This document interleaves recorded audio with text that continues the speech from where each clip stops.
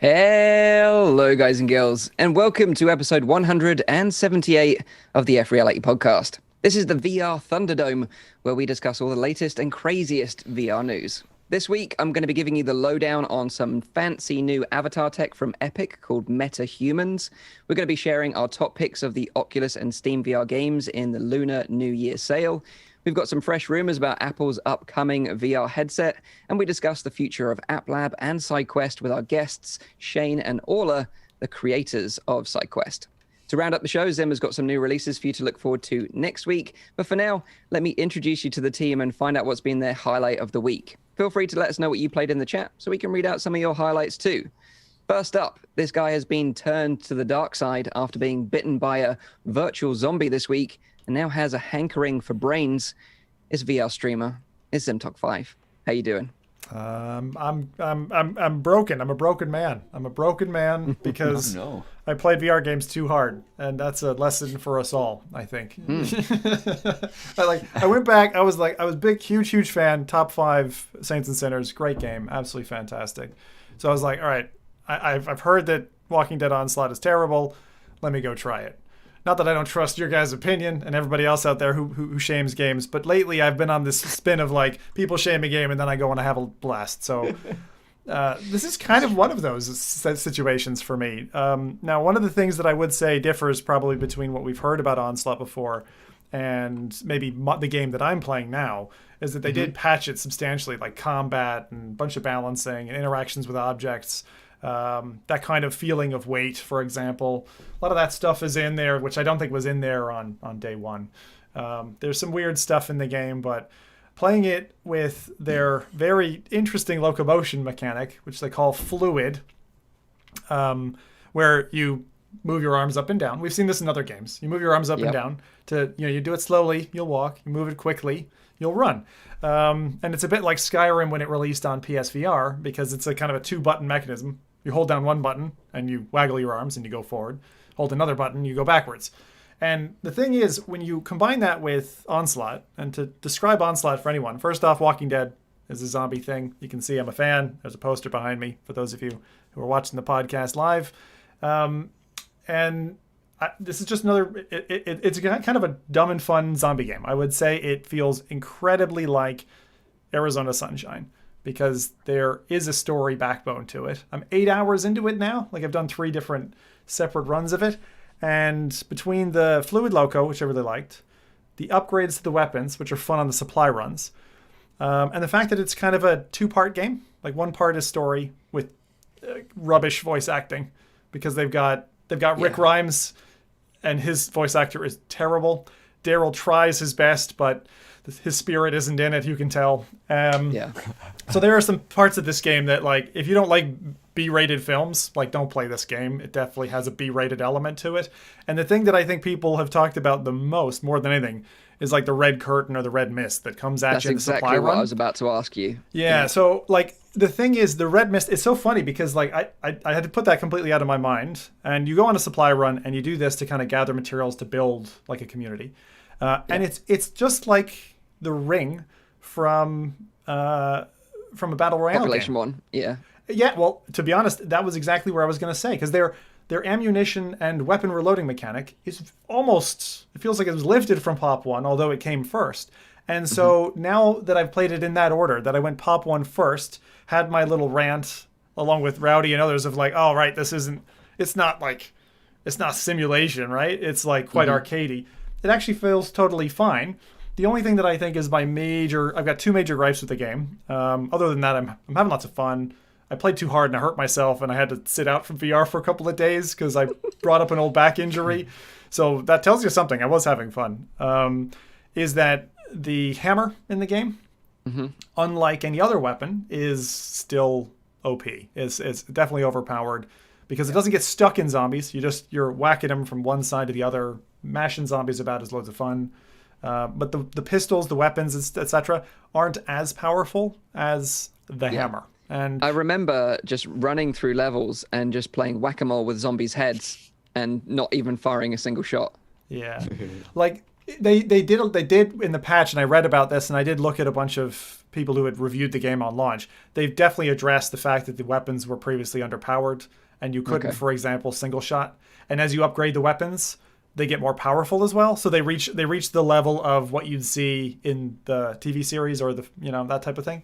So yeah, I mean, all in all, I would say if you're looking for Saints and Sinners type stuff, like really gory, immersive game, this isn't it. This is, for me, it's very much like Arizona Sunshine. If you just want to play a zombie game, killing a bunch of zombies, I really have a lot of fun with the story's kind of like okay, and the survival runs are definitely more biting, than even Saints and Sinners. Like the pace of it can be really like heart-throbbing, especially if you're using that locomotion method, so you feel really into it. So I've enjoyed it. I'm not going to give a golden crown to Servios or anything like that, but I think if you can catch the game for like 10 or 15 quid, I don't know what it sells for today, then it'd be worth your go if you're a zombie fan. Yeah, it's good that you're enjoying it. I have to admit that I haven't looked at it again since prior to its release, so I haven't experienced any of these patches. But I think if you're having fun with the game, then it doesn't really matter what anyone else thinks. As long as you're enjoying it, that's all that matters. I was gonna say the two low spots are physics, because the physics are still jank, and every once in a while a zombie spins up like an engine and flies off somewhere, like things aren't right in that side. And then, as I mentioned, the hammer and gun balance just isn't quite right. But it's a nice game you can take your time with. So that's what I'm doing at the moment. Fair enough. Nice one. So next up, this guy likes to dig deep into the murky corners of the Steam VR library to uncover some interesting and sometimes questionable VR experiences. It's the one and only Rowdy VR. How you doing, mate? I'm doing great. Yeah, I've had a very busy week, so I haven't been able to dive too much into virtual reality this week. But I did manage to get my dose of Population 1. I also played some more of Medal of Honor. Actually restarted the campaign, like I said last week. So I'm actually doing that now, fully through. But I wanted to talk about Population 1 as well a little bit, because I've had my first try in the war mode, so the 9v9. And I completely get it now, because at first I was a little bit like Zim said as well. Why don't they go for a 1v1? Or a single player, not a single player, but a single team. Kind of go through of the regular the solos game, the solos, and I still think that would be a great choice to go into. But I do completely get why they went with the war mode, because it's banter.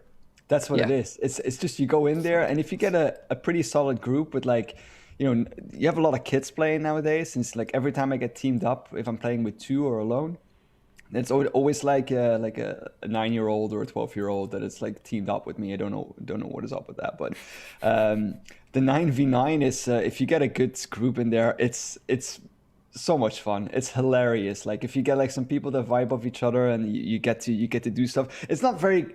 Like, I want to say the game itself is very different, because it's not a new map, it's not new weapons, it's not a different mode. It's exactly the same thing. It's just two teams where you have 9 players in each, and you fight it out up until everyone's dead, which is kind of cool. But it's mostly the banter that makes that a lot of fun. And I've played like a couple of rounds with Soul Man yesterday, and I really enjoyed that mode, actually. Maybe even more so than the one with the teams.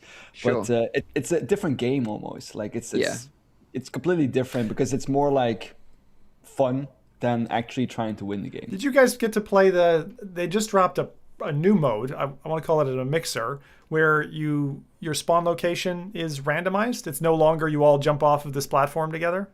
Oh, no, I I haven't haven't tried that that. one yet. Yeah. So that's just out. And I was like, because that fixes a part of the game that I always thought was like, it's kind of annoying, all this jumping off next to each other. Like a random spawn would be more Battle Royale style. So you see him slowly crawling. But I agree with you, Rowdy. It's great when games socially experiment. Imagine getting teamed up with 8 kids.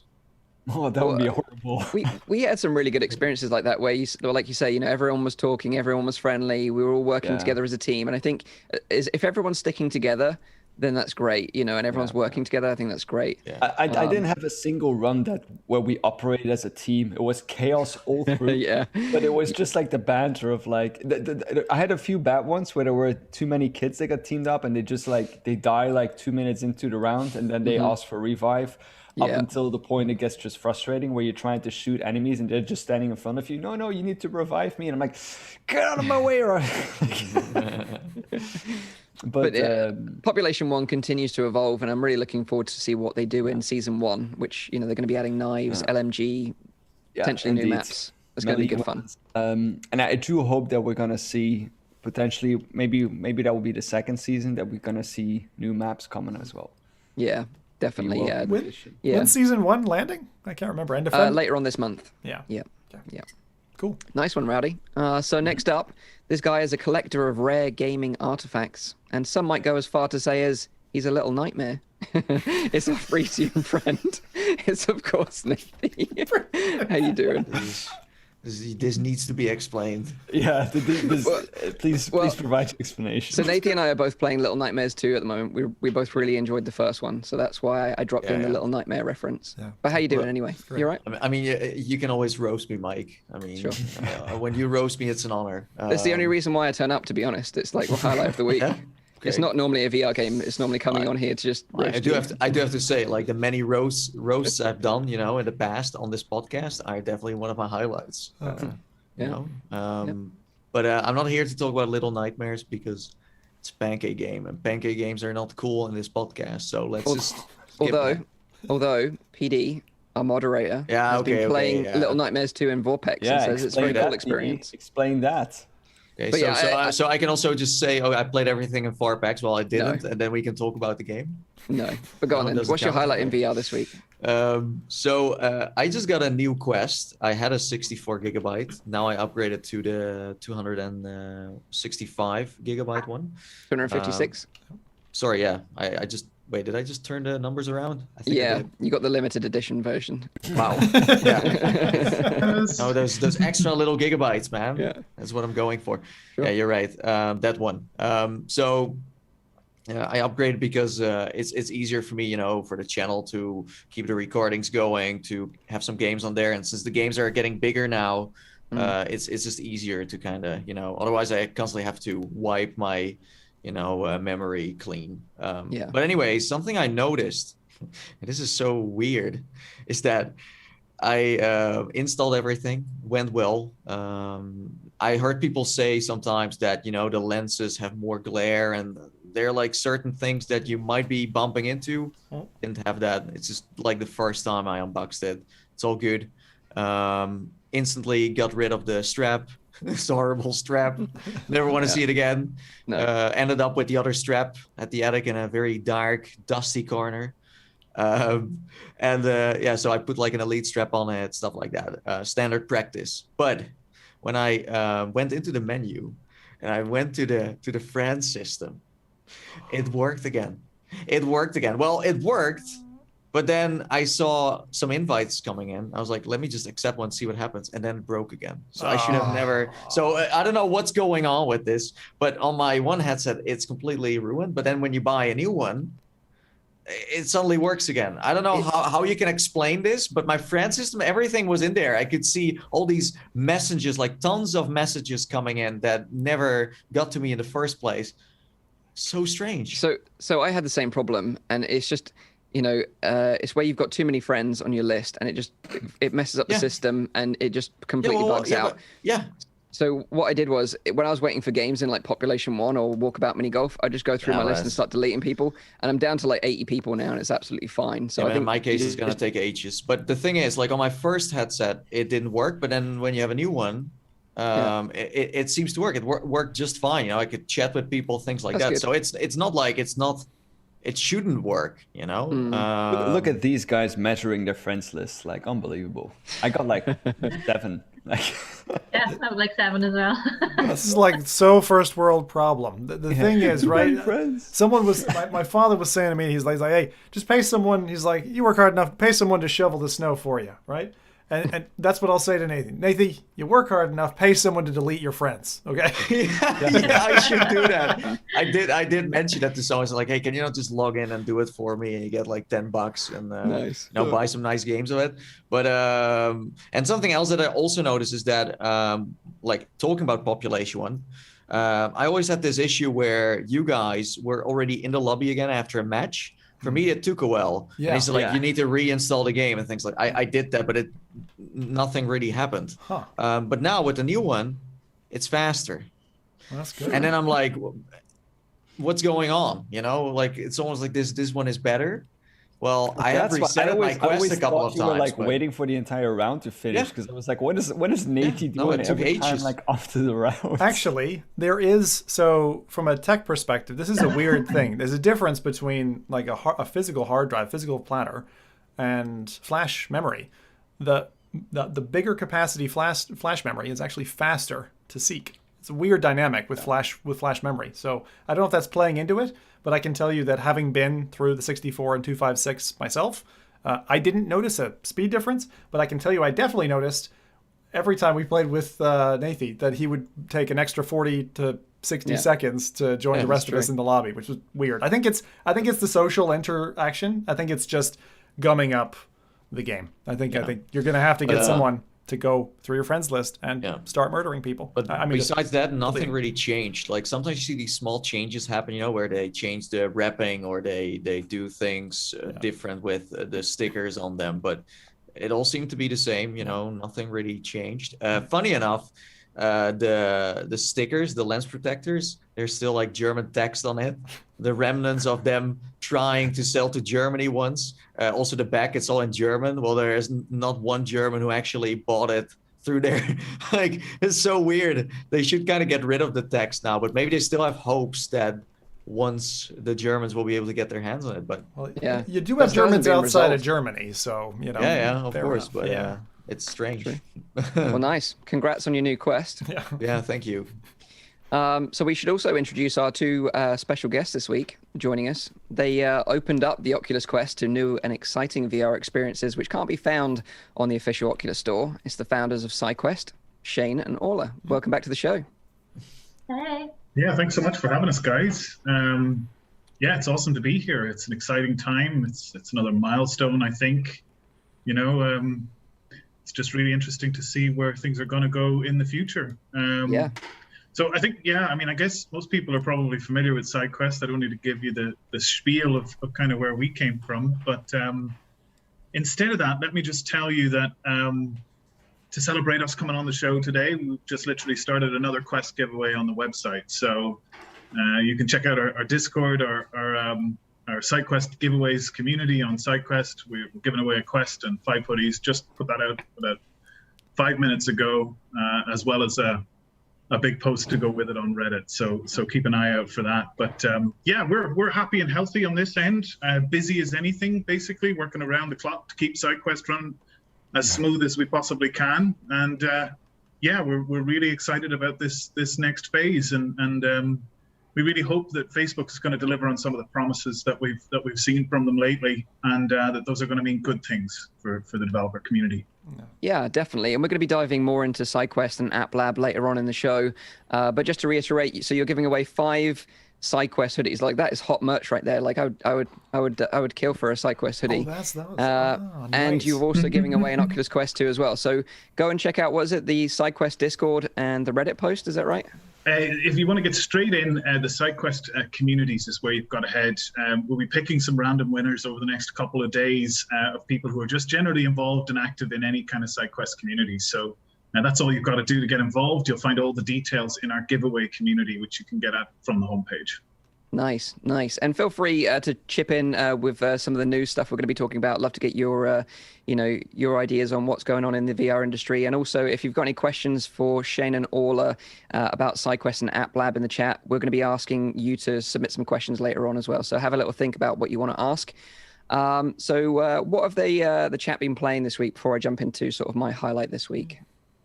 So we have Dave the Psycho, who played Vanishing Grace and also finished Mare with all the collectibles. Nice. That is hard. So Jesus. Congrats to you. Yeah. No, we all know that Dave is a real, try hard. So I thought you were congratulations. going to say a psycho, but Also, he's also a psycho. And then we have Mr. Panda 06. I have to add that. It's very important, gamer tags right there. And he played some hard Beat Saber and Ancient Dungeon Beta. That's so good. Nice. Ancient App Dungeon. Lab for the win. Have to play that. Yeah. And we have What Up, It's the Sky, who played a lot of Doom 3 in VR. Doom 3 is still going strong as one of the most popular VR games right now. Unofficial ones. A mod by not Dr. Doom, but Dr. Beef. For some reason, as long as it's not Dr. Disrespect, I'm good. And then we have... I heard he's a vegetarian, actually. Who? Dr. Disrespect? Dr. Beef is a vegetarian. Okay. Oh.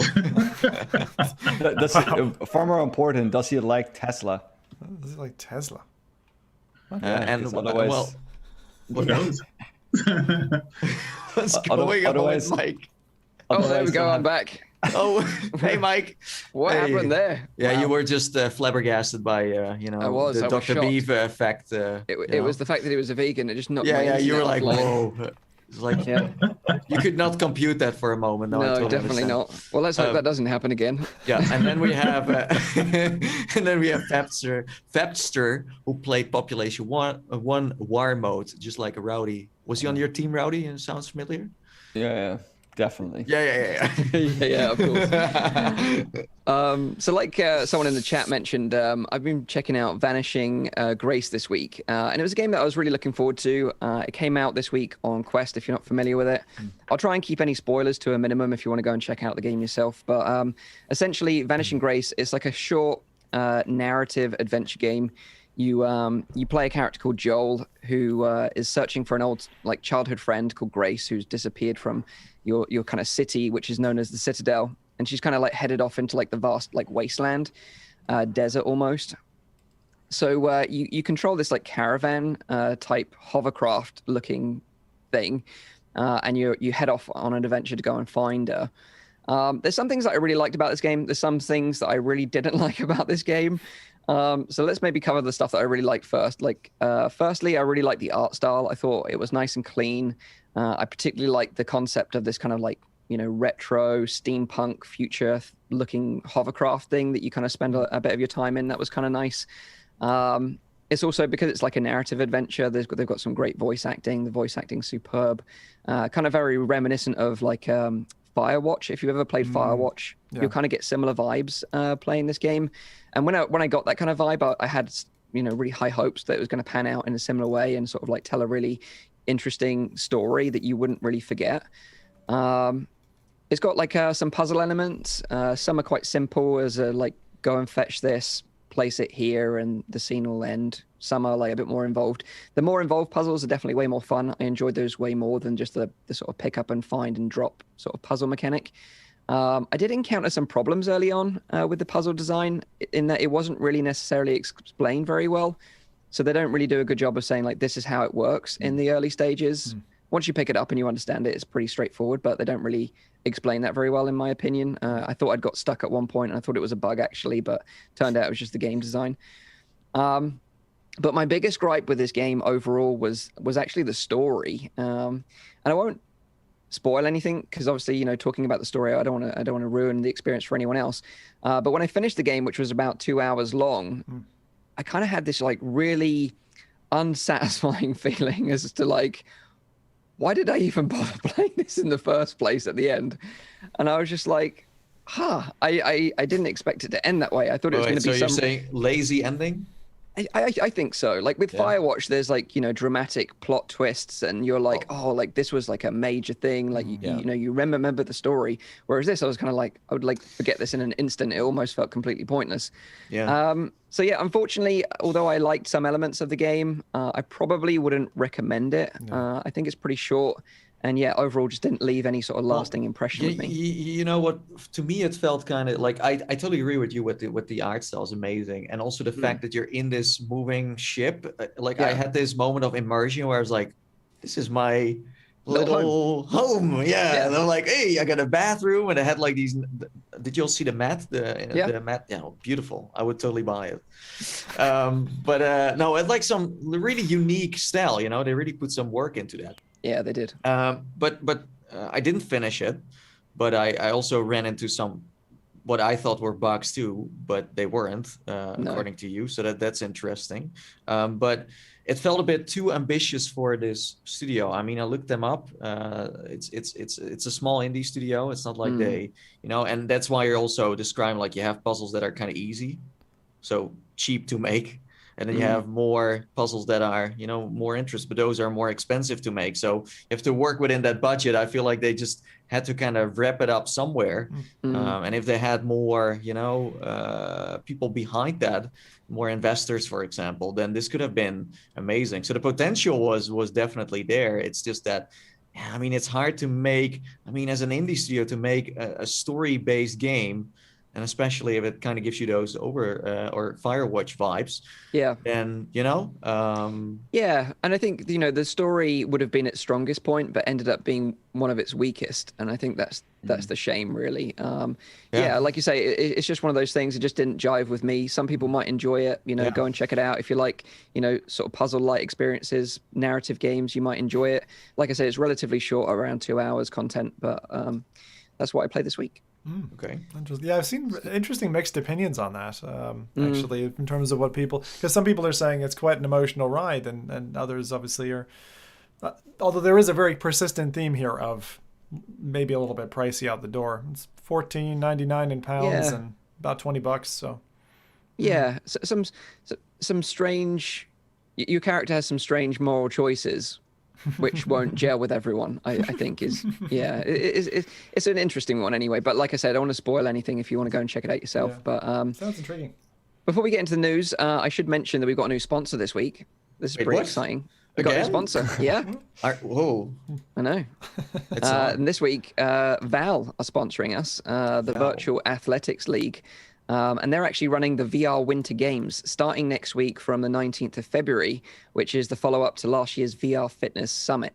So the VR Winter Games is a series of online tournaments in which you can enter and compete for your opportunity to win thousands in cash prizes in over 20 VR games, including Propagation VR's new co-op mode, The Walking Dead Saints and Sinners, Pistol Whip, and one of our personal favorites on the show, Walkabout Mini Golf. You can actually get paid for ranking in Walkabout Mini Golf. So you guys should be jumping on this. Yeah, we should do that.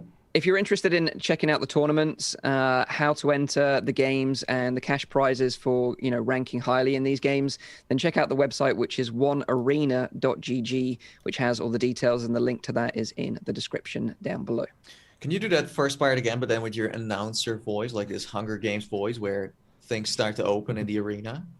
Welcome to the Virtual Athletics Winter Games. This sounds like I'm going to the Olympic Games in London, but that's cool. That's cool. Sounds great. Very cool. It's an interesting concept. Really interested to see how this pans out, and hopefully the community can get on board and have a lot of fun with this and win some prizes. I don't know about you guys. Beat Nathan and Walkabout Mini Golf. That's the we should do that. We should try. Yeah. It's not that difficult. Not that difficult. He's not that skilled. shots fired. But no, like seriously, this kind of thing, right? Like organized VR exercise is the way I look at this, because it's just like when I wouldn't get my lazy rear to go off and, I don't know, hit balls against a wall or something. If you have a buddy or somebody else or a reason to go and do it, like that's what's going to drag you out of bed. That's what's going to get you, off your rear end and actually doing something. I mean, VR games are fun, and that's great. That's like the cherry that leads you there. But people in the social dynamic or competitive things like this really help you to get into them, and it's a nice way to also get into a game like properly. I always find that if Walkabout, for example, like if you just touch a game for an hour or two or whatever, you get the kind of surface level detail. But when you get into a game, like to the level of detail where you're trying to hone your craft at it, you recognize the kind of elements that the dev put in so much time into that most people miss. And so that's why it's really nice to kind of participate in these things. Yeah, it's cool of them bringing all these devs together and hosting these tournaments. I think it's a really neat concept. Yeah. So yeah, that starts next week on the 19th of February. So let's get into the news. And the first thing I want to talk about this week is something really cool. And that is a new avatar system that's been created by Epic for the Unreal Engine. And it's an avatar system called MetaHuman. So this was announced by Epic this week, and it might be kind of difficult to follow if you're just listening to the audio version, but we're showing a video now on the live stream, and I'd highly recommend you go check it out because it's pretty impressive tech. These new avatars, they look pretty realistic, and I feel like we're getting closer to the point of reaching past the that kind of uncanny valley feeling where it's getting harder and harder to tell the difference between what's real and what's digital. We're not there yet, but this certainly looks convincing enough, and we're getting closer and closer by the day. So we've seen the Unreal Engine being used more in like TV and video productions, like movie productions just recently. And if you're familiar and big fans of like The Mandalorian, which I know a few of us are, they actually used the Unreal Engine for their huge digital backgrounds combined with practical effects.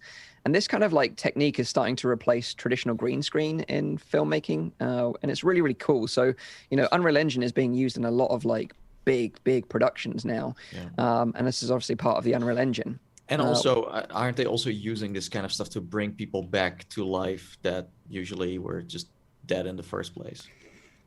I think that is definitely being done because there is a company in Asia that is working on. Yeah, like in Star Wars, you have Captain, I forgot his name, from the Death Star, and right. But more in the way that they're storing basically certain types of information in order to preserve a human in a certain way. We talked about that on the show before, right? When we had the lady with the kid, and that was really emotional. That same company has done something recently again, where they indeed brought back someone who passed away before by integrating a lot of the personal information. I do have a lot of ethical concerns about that. Like we talked about those.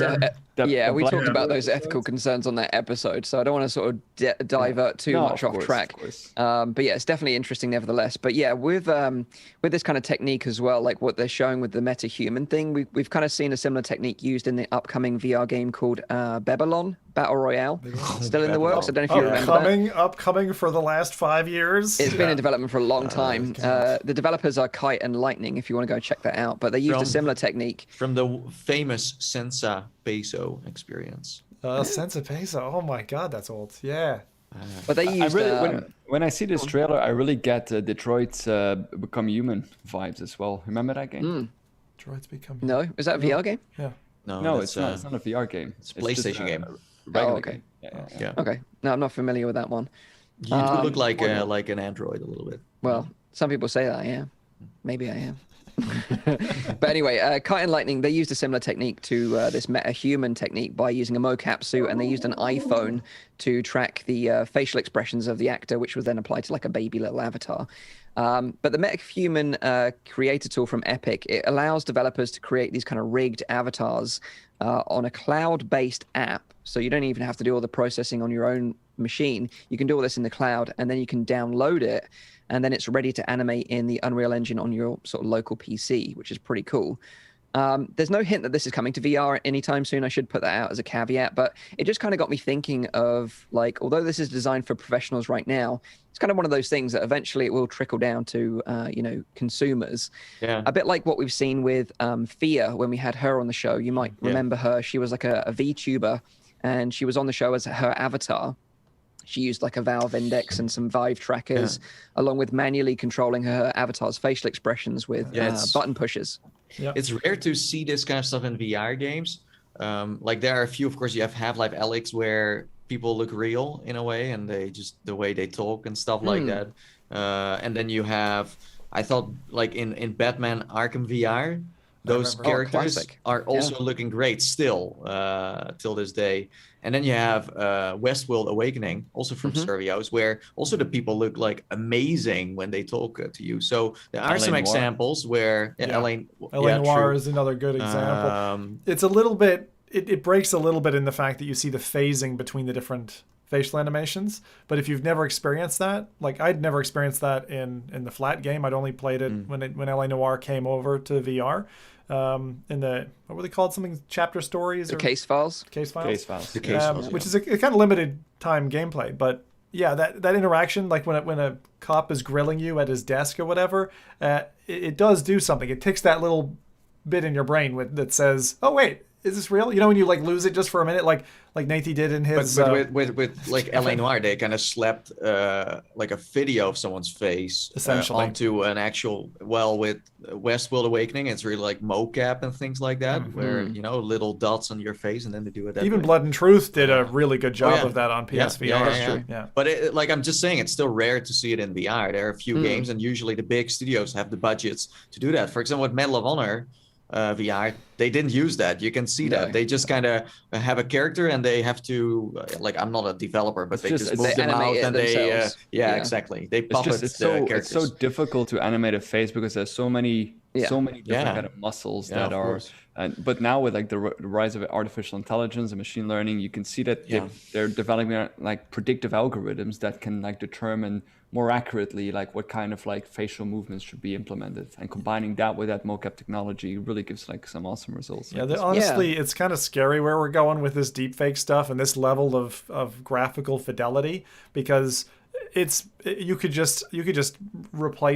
kind of replace actors to some extent. It's like, oh, I'll just digitize this person. Because think about it, if you're in that industry, you would just be like, okay, we'll sign away your rights, right? We're going to scan you, and then we can use you in whatever Disney feature film we want in the future, you know? Yeah.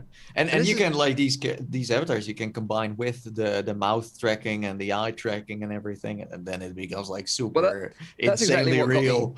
Got me thinking, because you know, if you combine this kind of MetaHuman avatar with the tech that Facebook Reality Labs have developed, you know, which we were talking about on previous episodes with the facial tracking tech, and then also like maybe with a headset like the Deca Gear that also has like facial tracking, you know, you've got a pretty compelling experience there, and it would be a total game changer for presence in virtual reality and social applications. Like, I mean, in social applications right now, you know, you can dress up as like a Knuckles, or you know, like a Chili, like Nathy likes to do, and it's pretty good as it is. But if you had this level of detail and realism in terms of like the avatar that you embody, it would make the social experiences feel that much more human, I think. This directly reminds me, especially when you're seeing them kind of build the scene and mess around with the configuration of the face, reminds me directly of Taffy, which you introduced me to, Mike, which is an avatar system where you can configure a look and you can configure the wardrobe of your character and then export it to someone like VRChat. And it's quite convincing. But if you add it to this level of detail, just think about that point. Like, you could get yourself scanned, right, in whatever way, get yourself in there, or even have yourself look like something else if you preferred that. And then you could even dress yourself. I really do think, you know, and those Pop One skins in a couple of years are going to be damn good, because you're going to be able to wear them all around, show off your fine threads, you know. It's like the real world with clothing brands, where then the we're already to that point where people care more about their digital goods than they do their physical goods. They mean more. It's like I would spend more on a virtual avatar of myself probably than the pants I'm going to wear, you know, and only wear around the house. But as you said, with that right now comes great responsibility in terms of computing, because you said, like, you know, with Shadow PCs, you can kind of pull it off. But like right now, if you would cram that into a Quest, it would explode. Well, they are saying that they're optimizing this for use on like obviously high-end and next-gen hardware, but also for mobile as well. So there is some hope that this tech could be potentially used. There's a tiering. They mentioned there's 8 levels of tiering that they've tested. So they tessellate down. So they go from being beautiful looking to or low graphics mic to high graphics mic. But also it's the development of the algorithm that indeed requires a lot of computing resources. But once the predictive algorithm is made, you can run that on pretty much anything. Yeah. Well, that's why they're saying that a lot of the development of this, you know, when we sign up as a developer, it's done in the cloud, so you don't have to worry about your local PC computing power, and then you can download the avatar once it's created and then animate it in Unreal yourself. And the cool thing is that if you're a developer right now, you can actually play around with this tech right now. There's 2 free sample avatars available to play around with on unrealengine.com. So you can download them and animate them, add mocap, facial expressions, whatever you want to do with them. So that's it's pretty cool. Blows my mind a little bit just thinking 2 years in the future going, you know what? The F.Reality Podcast 2 years from now, we're not going to be sitting here. We'll be talking all right, but it's all just going to be CGI. Yeah. Well, I think that's the thing. We've always talked about this, and you know, you may not know this watching the show, but behind the scenes, we've talked about like doing like a virtual podcast, right? You know, back in the beginning, yeah. But we just don't feel like the tools are ready yet. Oh, yeah. Because a lot of like a podcast, especially if you watch it in the video, is like seeing our facial expressions, you know, how we react. Whereas, you know, if you're watching it and they kind of eyes. Yeah, you miss that if you're just a plain face avatar. Whereas, you know, something like this tech would revolutionize that and would be more attractive to us to move into in the future. This is what we have been waiting for. Yeah, absolutely. As a podcast. So that is MetaHuman from Epic. Go and check it out if you're a developer. So We'd love Epic, to see. get in contact with us, make our avatars, and we'll move the podcast. Yeah. So the next bit of news is that both Oculus and Steam are running a sale on VR games to celebrate the Lunar New Year. And I've picked some of the best titles on sale for Oculus Quest and PC VR headsets. On Oculus Quest, you have daily deals of single and bundled games. So no. Don't start the bundle thing again. I'm not going to go into the bundles. Don't do that. What's the name of the bundle? The daily singles and bundled games rotate on a daily basis. So you're just going to have to go out and check out the website yourself for the latest deals. But there are some individual games on sale, such as 25% off of Five Nights at Freddy's Help Wanted, which is a fun VR game if you like jump scares. It's pandering to the kids. 20% off In Death Unchained, which is kind of like a roguelite archery game. My dad loves that game. It's like all the old people love it for some reason. All the old people love it. You've got, Who are you advertising to here, Mike? This is great. You've got 20% off Pixel Ripped 1995, which is great. like, you know, great trip down memory lane, loads of nostalgia. And you got 25% off Cubism, which is a beautiful little minimalistic puzzle game that I really like. So nice. I just got to give a warning with Cubism though. Like it looks so peaceful and so easy, and it has teeth. Later, it gets nasty. So be careful. If you're going to Cubism, you're like, oh, this is a nice little Tetris-like game, and then you're like, oh, why have I spent an hour and a half on one puzzle? You know, so be careful with that one. So it's like rage quit inducing later on. Sadly, there's no deals on the Rift platform, although it is worth noting that Medal of Honor does have a 20% discount, though, on both Oculus and Steam.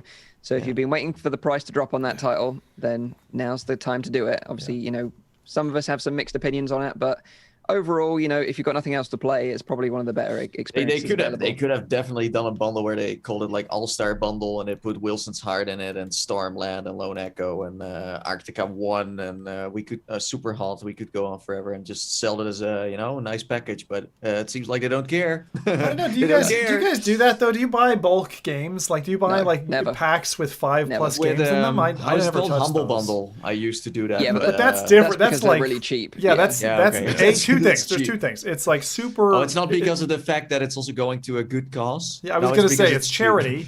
Plus, it's ridiculously discounted. Like you're paying a tenth of what you should be paying, and the likelihood is the reason that feels fair is that you're doing it for a good thing, and like 9 out of 10 of those games you'll probably never end up playing. You know what I mean? Like, so you're probably getting your money's worth. Whereas if you buy one of these Oculus bundles, which are not heavily discounted, I feel like you're going to pay, for 5 or 8 or whatever games, and you're going to play 3 of them, and then you're going to move on because something hotter is going to come. Yeah, so I don't see the value in them, to be honest. I don't see the value. Yeah, that's the point. We have a really funny comment from What's UK in the chat. He says 20% off Medal of Honor. Victory. He's obviously referring to the end screens that they have. I'll talk a little bit of Medal of Honor later during the releases. But the one thing I have to say, having completed another great monthly race, I have to say, Assetto Corsa for £3 still is the best sim racing game that you can get. Yeah, $5, £3. Get the base Assetto Corsa. You get some mods thrown in there. It is a gorgeous game. It can go toe to toe with a lot of games even now. It's amazing what you can do with that. So it's like Skyrim. There. It's like you add mods, and for really cheap, you get a fantastic game. So even if you want to dabble on a keyboard and mouse or on a gamepad, get some sim racing into your blood. But Trust me. Okay, but this is fun and all, but now I can feel the wallet getting sucked to my computer right now. Well- Because Gabe Newell has some blast deals for us. Yes, also, yeah, the Steam highlights include 33% off The Room VR A Dark Matter. Oh. Great puzzle game, one of the Very- best that very you can, nice, very nice. you can go and experience in VR. It's a great game. 30% off Pavlov, which just got a World War II update recently, and tanks that you can control, so that's really cool. It's their top seller at the moment, I think. Pavlov is killing it. So Yeah. Yeah, no surprise. 20% off The Walking Dead Saints and Sinners, another great game, and also 20% off Boneworks. So you've got some really solid titles there on Steam VR if you haven't And played them Boneworks already. also just got a new update, so Yeah, the Hoverjunkers one, right? yeah. Yeah. But both of those games are really good to play on your own. You don't need anybody else. You can just play on right through, and it's fun. Like, those are great games. Those are great games. Yeah. Cool. Any favorites of there for you, Shane? That you'd like? Oh, I haven't bought that one yet. Maybe I'd check that one out. Any favorites? See, I always have this problem now with Steam, is that I've bought most of the games already. So every time the sales come up, I'm kind of like, oh, damn, I wish I had waited. But I haven't had a chance to play the new Boneworks update. I have to say, I'm a fan of Boneworks. Me and a couple of friends of mine, we tend to sort of, compare every virtual reality game out there to Boneworks in some senses. So I'm interested to try that. I just need to try and find the time. I've kind of got about 5 or 6 different things on the long finger that I really want to get in there and play with. Yeah, I recently got a decent graphics card. I was lucky to get myself a 3090, and I'm also nice. It's obviously, I'm not even sure if it's in the sale right now, but I'm really eager to try No Man's Sky in it and see. I know it's obviously it's not as optimized, and I've had it there for a while, but I want to see how it fares on the 3090. Because that's one of my most Beautiful I game. definitely have a special place in my heart for that game, I think. So Now you got to check out Microsoft Flight Simulator, the PC melter. Yeah, put that I've to actually the test with the 3090. Yeah, I've got that, and I've already melted. In fact, Nice. So, Already melted. yeah, it's incredible. I think it has a little bit of work to go. It's probably one of the games out of there, I think, that does the whole transition from VR to 2D quite well. In that it doesn't matter which direction you're coming from, it kind of feels like it supports it, and that's important. But I still think it has a long way to go. But the promise there is pretty amazing. I'm a fan of the once again, when I get the time, the flight sims kind of they seem pretty attractive. So I'll be excited to see how flight sim evolves. Just dovetailing from that point, actually, Shane, on PSVR in the UK at the moment, I know there's a sale on Ace Combat 7. It's even further reduced than the last time we mentioned it. It's now only £7, so about $10. Wow. And it's got a couple of cool missions. It's actually quite a nice bit of fun. And for that money, if you're on PSVR and you're looking for something to put your teeth into, do it. Yeah, and one tip for the people who are going to play No Man's Sky after this is, and this is not pandemic related, but don't try to high five each other. No, Okay. That ends badly. Yeah. It was a strategic trying hit. to high five me. Yeah. And after traversing an alien world for almost 45 minutes, I finally find him. He gives me a high five and kills me. And another warning: don't watch Mike his stream on that to find out how the game works, because you're not gonna find out. No, I should have played that game before I streamed it. People watching him. Yeah, definitely. I made people rage quit my stream. But anyway, we digress. Let's get back into the That was news. a rose, by the way, Mike. Just saying. Oh, nice, nice. Okay. Go on. Apologies, by the way. Orla has attended to the dogs. The dogs were, as they always do, about to erupt and devastate the podcast on you guys. I remember that. Orla's ducked out to go and keep the dogs happy. I had so much fun doing the audio version last time with those dogs. Yeah, I can imagine. Sorry about that. No worries, no problem. So the final bit of news this week is about an upcoming VR headset in the works from Apple. Now, you may remember we talked about some rumors from Bloomberg a few weeks ago on the show, but since then we've had some more rumors about this device that have surfaced online. And this time they come from a news outlet called The Information, who apparently has a source. The Information, yeah, that's the website.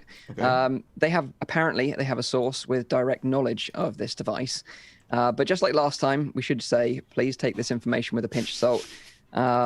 But then again, there is rarely smoke without fire, and things have been heating up when it comes to Apple working on, a new headset anyway. So let's get into it. So this report claims that the headset will be equipped with more than a dozen cameras for hand tracking movements, along with 2 ultra-high resolution 8K displays and advanced eye tracking technology. The cameras would be able to pass through video of the real world through the visor and display to the user, creating a mixed reality effect. 8K displays per eye. Yeah, That's exactly. pretty insane. Whoa. The report claims that it will feature swappable headbands. One headband would feature spatial audio technology like the AirPods Pro for a surround sound-like experience, while another optional headband would provide additional battery life on the go, and they would also be available in a range of different colors, which is very Apple, It is. Apple is said to be developing multiple ways to control the headset, including a thimble-like device to be worn on a person's finger. What do you think about that? I think you get lost pretty easily. That's all. I mean, maybe if it was like magnetic, it would hold to the headset or tuck away. Like, when you used to have, PDAs, and you'd you'd chuck have the stylus in there? The stylus Yeah. in there. Like maybe if the thimble would go into the side and you just go, whoop, whoop. Maybe, but. Yeah, it's going to be interesting because obviously, with a thimble-like device worn on a finger, it's a big departure from what everyone else is doing in the VR scene. Yeah. And it's whether, do they want developers to port games from other platforms onto their platform, or do they want to create unique experiences? Apple always does it different. I mean, they That's took true. out the jack from the phone. Well, everyone's like, why the heck are you doing this? And now everyone is used to it. So, I mean, they can handle the change. I'm sure they I'm just can. going to say that Candy Crush is going to look so great. Oh. In 8K per eye. Fire Phil as well. Amazing game. So this is where things get interesting. Apparently, Apple has internally discussed the pricing the headset at around $3,000. So a few weeks ago when we talked about it, I said, it's either going to be $1,000, but $3,000, that's pretty insane. That was more my guess. I don't know if you remember, Mike. I said that. Was it your guess? Yeah, I said it 2000. Well, congrats. I said 2000. So Congrats. yeah, the thing is, it's Apple, right? And this is new tech, and people are really interested. And also, at the moment, people have just gone through a whole bunch of sitting on their asses at home, which means people are like, okay, take my money, just give me something to entertain me. The Apple audience, they buy MacBooks for prices that I wouldn't buy a laptop for. Yeah. So I mean, like the price, I'm not so daunted by it. Is that another mic roast, Nathan? No. Why? I don't buy MacBooks. Yeah. But I should mention that people do buy wheels for these Mac Pro PCs that the wheels themselves are like $1,000. Yeah, that's what I'm saying. Not even the PC itself. But it's with everything Apple. Even like my Apple Watch, I buy like an Apple band for like $100, Oh, that's and it should have been $10. Yeah, I have to, So the only thing I'm scared of here, Nathan, is the Apple Elite strap. Like, how much is that going to cost? The Apple Elite because strap. they just described it, right? The Apple Elite strap. Oh, yeah, dang. $1,000 for a head strap. Can you imagine? But apparently, internally, because they know obviously it's an expensive product and they're developing it for the high end, they know that they're going to have, they're not going to have overwhelming sales on it, and they're shipping only 250,000 units of the headset in the first year of release, which the article they're going to be suggests sold out instantly. will be 2022. So yeah, but they're going to year. be sold out instantly. Oh yeah, The moment no the doubt. website goes live. Yeah. It's 250,000 though. Now that's still quite a high volume. I don't think that's going to sell instantly. I think that gives I you don't the know. There's a lot of It's Apple. Apple fans It's out there. 3,000 though. Yeah. But if you think about it, it's almost that much money for a monitor or something ridiculous that Buy they a sell. car for that. You can buy a car for that. Not a great car, but like a Kia. Well, But is it gonna have those classic Apple features, where it monitors the things for you, where you walk around a little bit in this, who knows? VR, AI That's the environment. thing. No one really knows right now. Like, what is it going to be used for? Like, is it going to be for business? Is it going to be for productivity? Is it going to be for gamers? Well, at that price, I wouldn't think so. But no one really knows what But it's going to be Apple, used everything for. Apple sells is for businesses and consumers, right? True. It's They gotta try and be dip in both ubiquitous, markets. though. Yeah. It's got to have ubiquitous appeal. That's the whole point of Apple. It's got to be for your average user. Grandma's got to be able to use it. Girlfriend's got to be able to use it. You know what I mean? Like everybody. So hands up This here. is not gonna Who would be- buy one day one? Who would be camping outside that local Apple store in a little tent? no. But for what buying it. purpose? It's not going to be a gaming device. I don't believe that Apple is going to be selling a gaming device. So But why? unless It doesn't- you're... But Rowdy, Why? okay, even if you're not into games 8K per eye, just think about that. How good that's going to look. What is going to look great? Whatever you want to watch. So Spotify, and Apple Music. like Gonna look I amazing. really like Apple for their technology leaps. Like what Nathan said, they tend to be a challenger. They tend to kind of disrupt a fair bit. Yeah. And so purely the tech guy in me, and I don't splash big cash at tech often. I'm usually a middle of the road kind of guy. But I've done it with Apple a few times. I got out of their ecosystem about a year and a half ago now. And it's like, if I have to go back into the whole ecosystem, if you're going to drag me back into all of it, then that would be a barrier for me. The price alone, I would be like, I'd still consider it, even if that's crazy. I'd have to be, oh God, I don't know. I'd want it. That's all I can say is I would want it. I would say, the I mean, thing. I disagree with that. I do agree that that Apple is a market disruptor just because of the scale that they have. I don't see them as an innovator. I think that position has been long lost. Even back when Apple started, they were not innovative. They are really good at integrating technology that has been available and make it available for a bigger market. I mean, we see that with the iPhone, for example. That was all existing technology that was merged into one device, which is innovative in itself, but it's not innovative technology. So I do think that Apple can make something really great with a VR headset by combining technology that already exists. But I don't believe that this will be a gaming device, which is okay because I have a gaming device. But I would like to see what Apple would have in mind and how they would want to disrupt that market and what business or what kind of target that they would try to make. Because I do think, and I've said that already a couple of times, I do think there's a lot of potential for virtual reality into the business environment, and I do think that Apple would be the right player to step up that game. Like home And office. I agree. Yeah, I think you're probably right there. You know, with this price point, you know, if it's going to replace your Apple monitors, super expensive monitors, then it's probably worth that value at 8K per eye. You know, things are going to, you know, at that point with that resolution, you can make as many digital, you know, virtual monitors as you like, and it's going to look amazing. So productivity then opens up the door then to actually work in a headset. But then, like think about Musk, for example, and the whole limiting factor of mobile and our interface, like the exchange of information from what you have in your head into this device. So the only thing that I'm thinking, that NextMind thing that you did recently, like think if they had integrated that type of mental control into the facial interface, which I can imagine you could do if you got really fancy and medical electronics integrated into the device. And if you could, for example, think words and spell them into the device, and it would replace a laptop that you'd be using on the train or whatever the case would be. That's not going to work with your dirty mind, Zim. Well, no, but we're talking about normal people here, you know. So I really do think that if you're going to make that leap, you've got to get over this. Like the thimble idea for me is great if you want to look at stuff or you want to ingest, you want to do entertainment. It's also but got if you hand want tracking, to by the way. output, Yeah. But if you want to output, I get the hand tracking, but like that doesn't replace a keyboard. That doesn't replace the ability for you to create.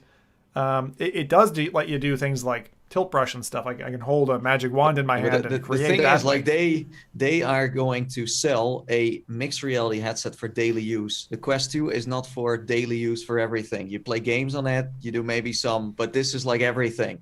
You know, that's what they want to go. But like the ecosystem of Apple is already there. So we're talking about fitness. We're talking about socializing in VR. And I think socializing in VR, something that Facebook isn't doing with the Quest 2 at all. It's something that they could really be leaping with straight away, you know? And I think as well, like you hit the nail on the head there as well, Nathan, is the integration with other Apple devices. So if it does have like a super high resolution pass-through mode, there's nothing stopping you from using your iPhone as like a keyboard or something like that. Or, you know, integrating these other devices. Everything is already there. I mean, the experience. Yeah. You have an Apple Watch, you have the heart rate stuff, you can put that in there. They have the messengers, if they translate that into VR, AR environment, that's going to be amazing too. So, I mean... And I think the thing is, what we've learned from Apple over the years is that they don't release a product that's half baked very often. You know, they've had some strange design choices over the years, but they generally release a product that is like, you know, it's solid on release. It's integrated with everything else. Everything works across platforms, and I think that's what they've been waiting for. You know, that to be in place. And next year, it seems like it's going to happen. So it's going to be an interesting year, and to see how they can disrupt the VR industry as we know it right now. I think we're going to see maybe 2 or 3 different ones where 3K is the bare minimum. But if you want to get some more, like higher spec, maybe more gigabytes, whatever, it's going to be even more expensive. I think it sounds like That's the base price. Yeah. And then on top of that, there will definitely be more.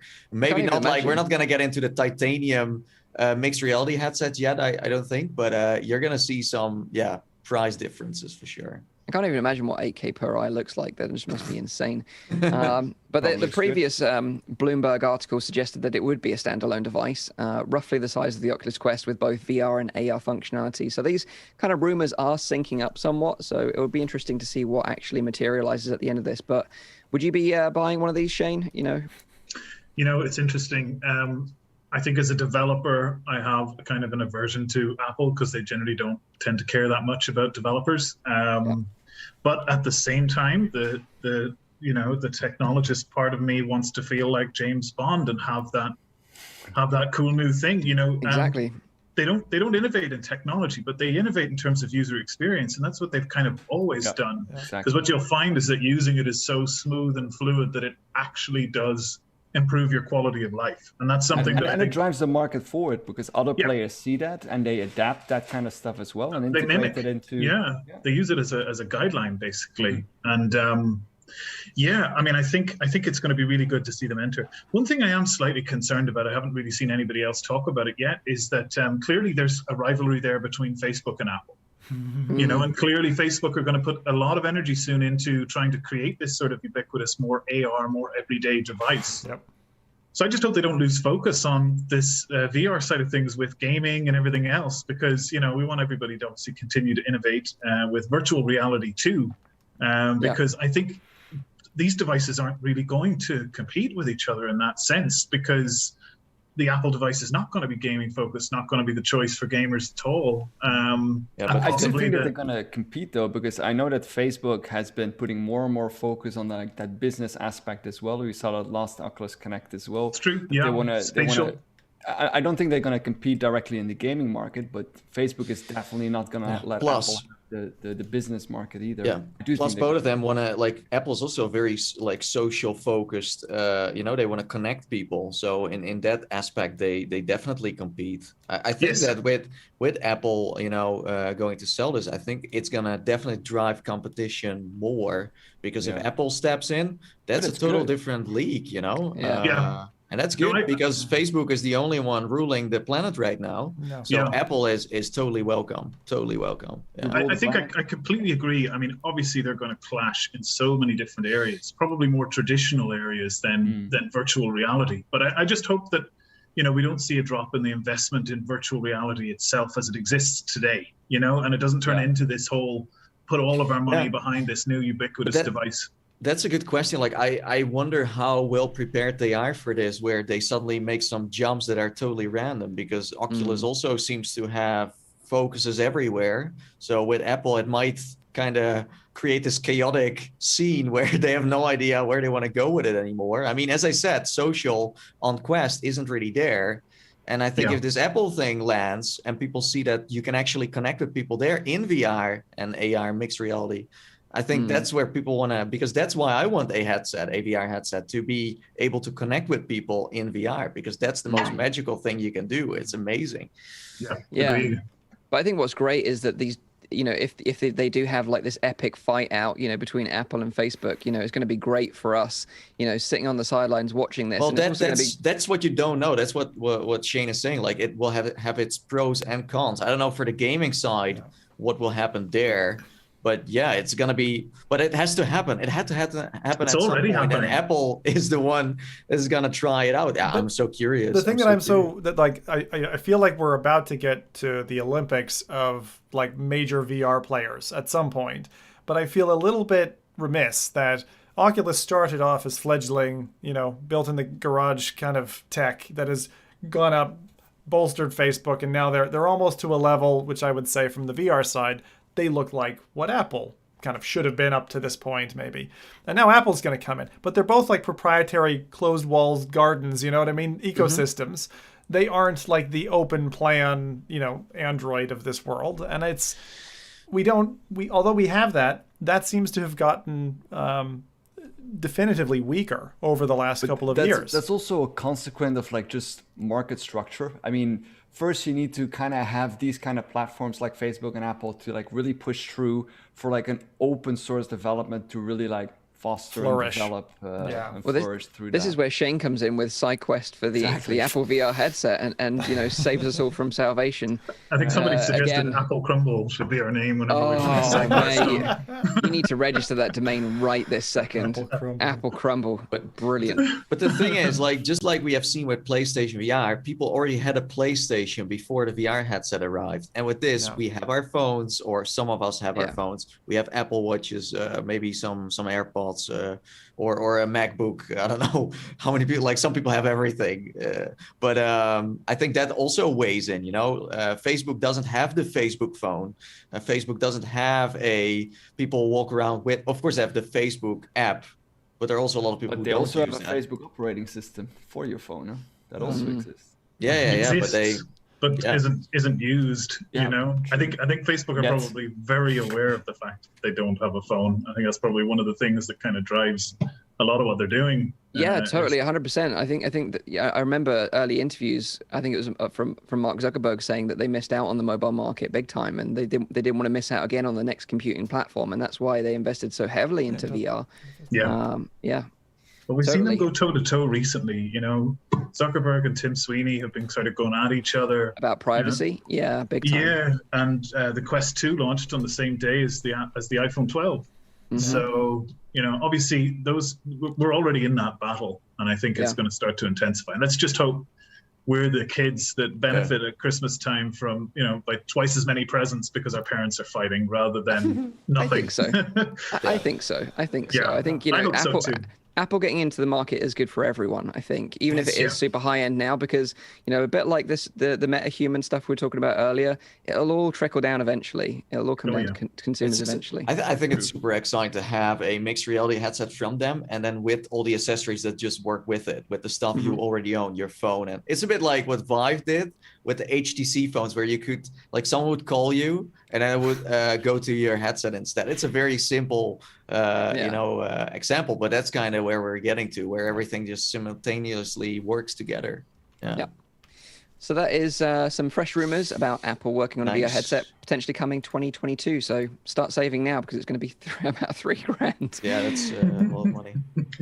So now we're going to quickly pass it over to Rowdy. He's been scouring the internet this week and found something interesting on Reddit, because we wanted to sort of share some more stuff from the community. So this is going to be one of them. So take it away, Rowdy. Just something short. It's something that I spotted during the week, and it's a game actually. It's called Toss. It's a VR game that is available. Not yet. It will be officially available from spring 2021.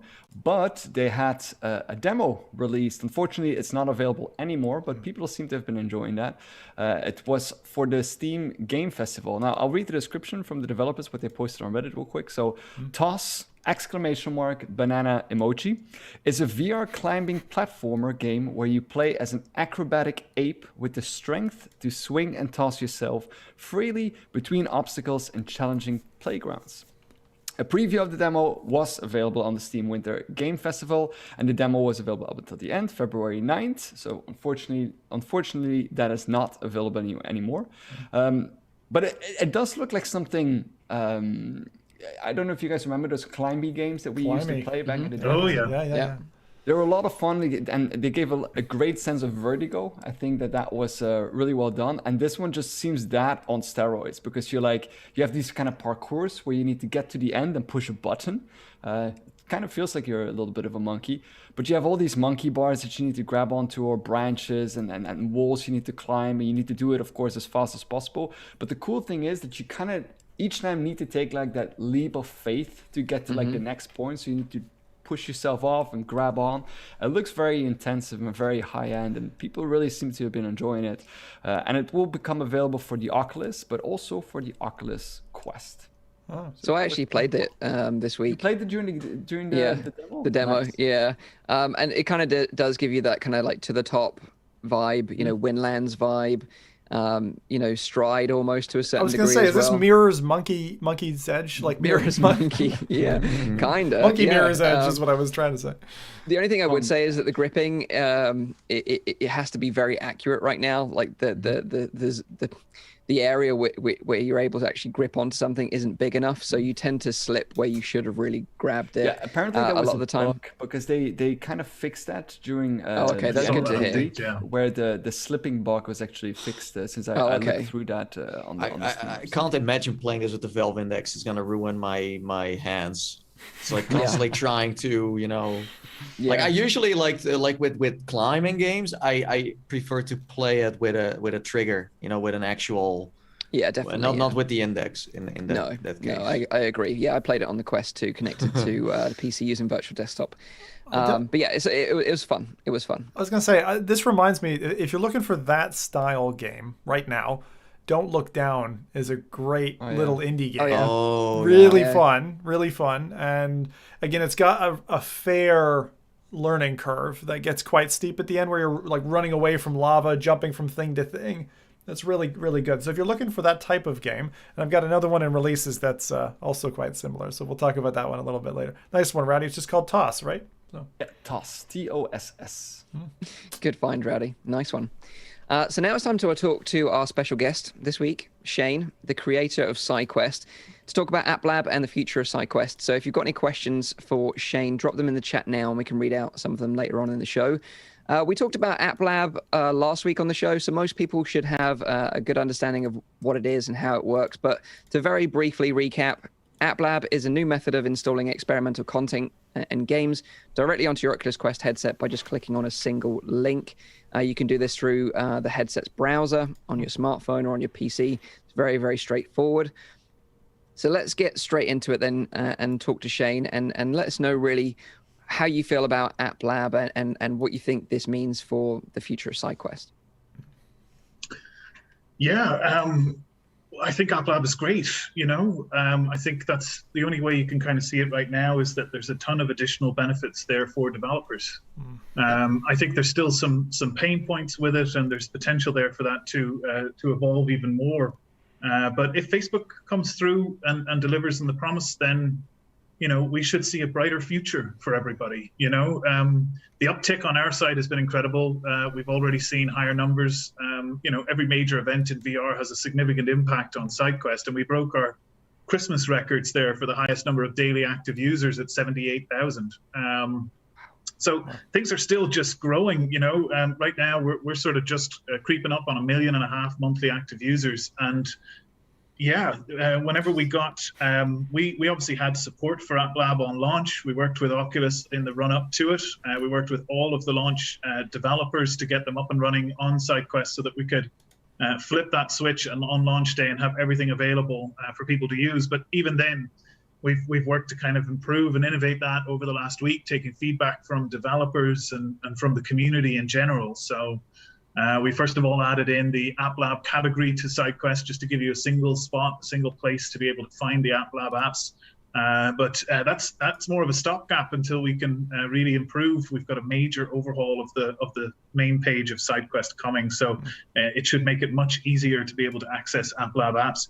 And we've obviously also seen a huge outcry from the community in support of this kind of thing and wanting to support the developers. We've seen a number of publishers and websites kind of getting involved, helping to kind of spread the word about these new App Lab apps, and it's working, because we're seeing users coming and engaging with this content. And obviously, all you guys, I'd say, individually as well as a bunch of other people, have all done great videos that kind of outline what it is, how it works, what to expect. App Lab, it's not the store. And there's certain things you need to be kind of aware of in terms of how it works. Like the hardest thing I think for a lot of people is that they can't just go to App Lab. It's not a place that they can go to find things. That's right. So it's been super exciting. We just put out a big Reddit post kind of outlining the immediate future for us and for App Lab and for some improvements we have coming forward. And just today, in fact, we launched applab.games, the catchiest URL I've seen so far, which is actually supposed to serve as an example. We've seen some other sites crop up, and everybody's sort of starting to now index App Labs. There's subreddits that have been created, as well as several other websites. So what we like to do is to be able to give all of those people a single sort of one-stop shop place they can come to find all of the App Lab apps. So applab.games is actually designed to be a way for other publishers and developers to integrate the App Lab listings into their own website. So that website itself is open source, and you can very quickly and easily just grab a little iframe snippet to embed it into your website on the page right now as we speak. So that's so awesome. Yeah. Looks totally so sexy. awesome. That looks great. Yeah. Yeah, it looks fantastic. And I think that's so great, you know, that Sidequest is not only evolved by, you know, offering traditional side-loaded content, which, you know, you can do, but it's a little bit involved. Now it offers this like one-click App Lab content, but now you're also creating a platform for other people to distribute that content as well. And you know, that's pretty admirable, really, because you could be like, well, you know, we're a well-established website. We're going to hold the keys to ourselves. You know, we're going to, you know, try and dominate the platform. But you're really sort of, and you have been from the very beginning, I suppose, you know, being very open and just like, we're here to serve the community. That's our main focus. And I think that's a very admirable thing to do in VR. Yeah. Yeah, well, I think we can let the Apples and the Facebooks fight it out at the top level. We're all, you know, we're all still bunched together here. You know, we're all just trying to work towards the same goal, and I think that's important. And you know, anything that can extra benefit developers is something that we're always going to embrace at Sidequest. So it's the metadata to me on that. So for the applab.games site, which we just flashed up a moment ago, I love the fact that you're kind of pivoting off of the fact that with Sidequest, you've obviously got the kind of reviews base, the scoring, people's interest, and along with that, the art. Because when App Lab first dropped, the first thing that I didn't like about it, being a very visual person, was it's just a bunch of links. Like there's no thumbnail, there's no default there. But what you've done is you've taken Sidequest's data set and you've merged it with that easy click link ability, and now you've got a website for it. And I'm just hearing this for the first time now. I'm just seeing it. I think it's very well designed. I wouldn't add a thing, actually. It looks great. It looks fantastic. And I think the great thing is you can, you know, it looks great in a browser as well. And because you can do all this within the Quest headset browser itself, it just makes the whole process so simple. Yeah, I mean, we've always had the kind of the 6-step sign up, as I call it. It's out of our control. It's computers, it's drivers, it's cables, it's all that kind of nonsense. Yeah. But we've never been able to do anything about it. So I was excited to be able to put out a site like that, where maybe we could knock 1 or 2 more clicks out of the process for people and make it easier. Now we've got a ton of improvements coming to the main website. But yeah, this is just a quick way to get in there now, as soon as, and you know, get what you need. And for anybody else that's interested and wants to integrate it with their own site, we're going to be working with BMF. He made an announcement the other day that he had secured a domain and was going to start to help supporting these developers too. So we're excited to help hook up that system and get that up and running. We're going to be working on that on Monday. So awesome. It'll be great to get more eyes on all of this stuff. Nice. So what I find interesting, what I find interesting is that right now with App Lab, it's like super easy. You know, you click the link, then you go to the mobile app, then you can download it. Compared to side loading, it's a little bit simpler. Although of course side loading also simple, but compared to it's you know. But aren't you afraid that those kind of games are going to be more, let's say people think, oh, this is an App Lab game, that's easier to, you know, more convenient to download that. And I don't know about the side loading one, especially if we're talking about new users. I think you have a huge community right now, you know, who uses your side loading method. It's amazing. But let's say for new people, I think a lot of people, let's say, who now buy Quest grow up with App Lab and not necessarily with Sidequest anymore. In that, are you like afraid that it will kind of take away an audience from your website, or are you like, I'm just a part of the ecosystem, and if we kind of grow or kind of disappear a little bit, we're okay with that? Well, I mean, at the end of the day, we just kind of work to provide, you know, the best possible service and to take as much feedback on board as we can. I think with what goes on with sideloading at the minute, it's going to take some time, you know. The hope was that it might be a sort of a 24-hour turnaround to get apps on there. I think we've seen 3 since launch. So I don't know if it's going to replace the sideloading catalog just yet. You know, we've got another 1,300 apps or something in there. But the plan on our end is to basically, at some point, once we reach a threshold of App Lab apps, we'll probably ship the sideloading over to a reactive process. We've no intention to, you know, remove support for sideloading anytime soon. And we hope that Facebook thinks the same. We're certainly not going to do anything on our end that might prompt them to consider removing access to sideloading. But what we might do is make it a reactive process. So at a certain point, if there's enough App Lab apps there, then we probably won't need an App Lab category, probably just a filter option to be able to see all the categories that App Lab apps are in. And at that point, if you come to a sideloading app, maybe it will prompt you that you need to go through the steps to get up and running with it. Because the huge difference between App Lab is that that's for consumers officially, and sideloading is for businesses because you have to sign up as a business. Sure. So are we then gonna see maybe those two separate, where App Lab is really for people who want to play games, and then the sideloading part becomes more for businesses to develop on that side without really having consumers involved. Basically, me saying that part will not be accessible anymore for consumers. It's anything's possible. Anything is possible. It's really hard to know what's coming.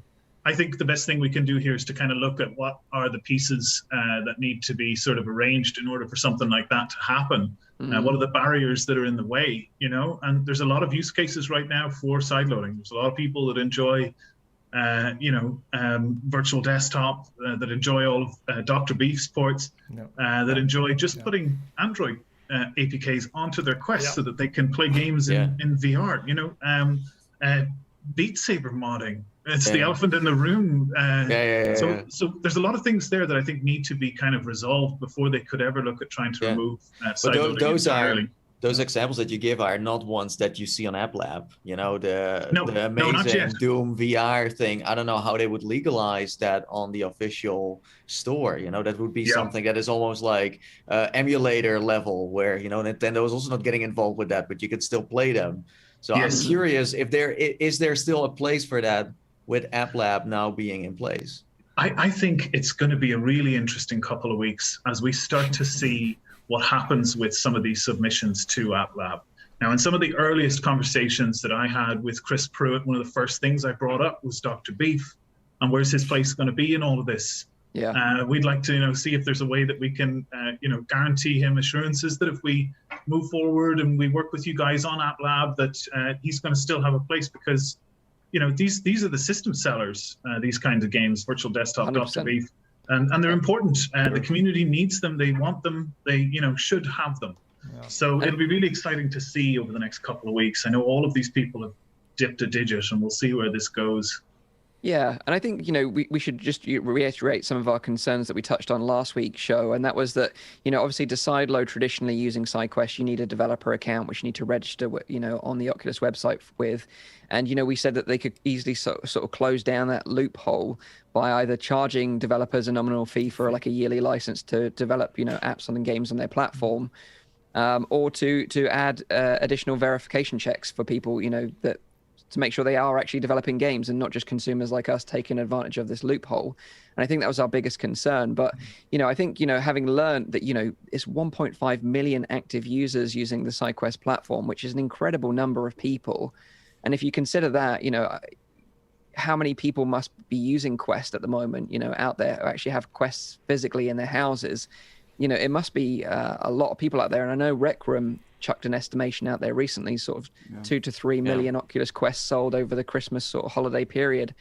And if you think about that, that's like an insane number of headsets, something that we've only really seen before from PSVR. Yep, multi-million. And I do think that the App Lab is great, but I do worry as well and share your concerns about these Dr. Beef mods and particularly virtual desktop, because, for me, it's like one of the most important apps that I use on a regular basis through Sidequest. And, I know it's one of the most popular apps on the system as well. And certainly, this week we had some information trickle down from Andrew Bosworth, who did like an Instagram AMA session. And I'll read out some of the things that he said verbatim. So he says, you probably heard from Guy or Guy on Twitter, and that's obviously Guy Godin, the developer of Virtual Desktop. They've submitted the app for review. I don't know the status of it yet, but that's still kind of ongoing, so I don't know that. And then he goes on to reiterate like why they have a curation process on the Oculus Store, and says that it was very important to us that when people tried virtual reality on the Quest, they had a great experience straight off the bat. And he said that helped with retention, people coming back for more. Yeah. No one really had a bad experience, so they kept coming back for more VR, and that's a good thing. And I to a certain degree, I agree with that. But then he goes on to talk about virtual desktop in a little bit more and says one of the challenges with virtual desktop is that we can't know what your Wi-Fi connection is like and how it changes. And so we can't guarantee a good experience. And that's why we had limitations on apps like this shipping on the store. Now, personally, I think this is just a big cop-out. Yeah. And I don't know what their agenda is as to why they don't want this on the App Lab. But I feel like, this is clearly what the community wants, because otherwise it wouldn't be the most popular app on Sidequest. For me, it's one of the most amazing ways to experience PC VR content right now using the Quest 2 wirelessly. It's very liberating. It's fantastic. Previously we'd have to spend £300-400 on a wireless adapter to adapt a PC VR headset to make it wireless, and now we're spending that money to buy the headset itself, and I think that's amazing. And I think that Oculus should embrace that. It kind of is like the same argument as saying, oh, we're not making high quality games because a lot of percentage don't have a high quality graphics cards. There's not a lot of people having a 3090, therefore we're only going to aim for games that run on a 980. And I think all they need to address this is just by having some disclaimer. They have a disclaimer on App Lab Labs already saying that it's experimental content, but they should be saying, like, especially with this virtual desktop PC VR streaming patch, there is a big caveat, right? If you don't have a solid 5 gigahertz Wi-Fi connection, your experience will be degraded. So you need to know that going in.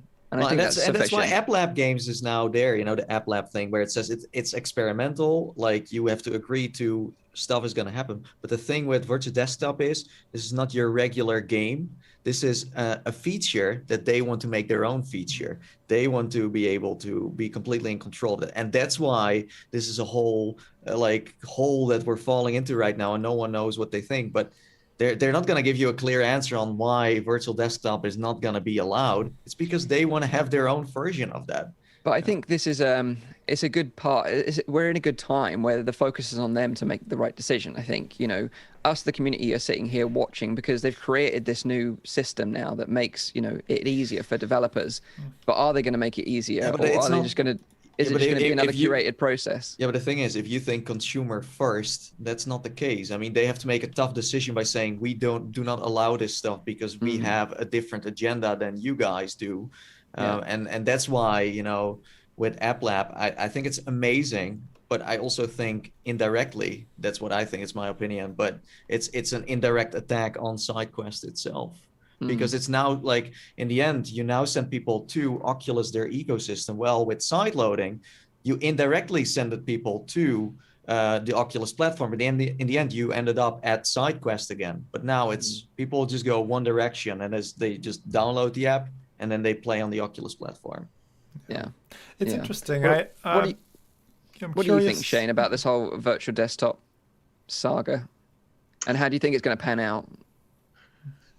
If I was to make a guess, I would think that they're probably going to try to delay the situation as long as they possibly can so that they can try to introduce their own solution. I think when Boz talks about, not being able to account for the variability in Wi-Fi, I think that sort of points and indicates towards them probably wanting to tackle that problem. Yeah. Maybe with a hardware device that comes with it. But it's like you say, it's hard to ignore that you get the headset for 300 quid, and let's just say you can't use it for anything else but wireless PC VR.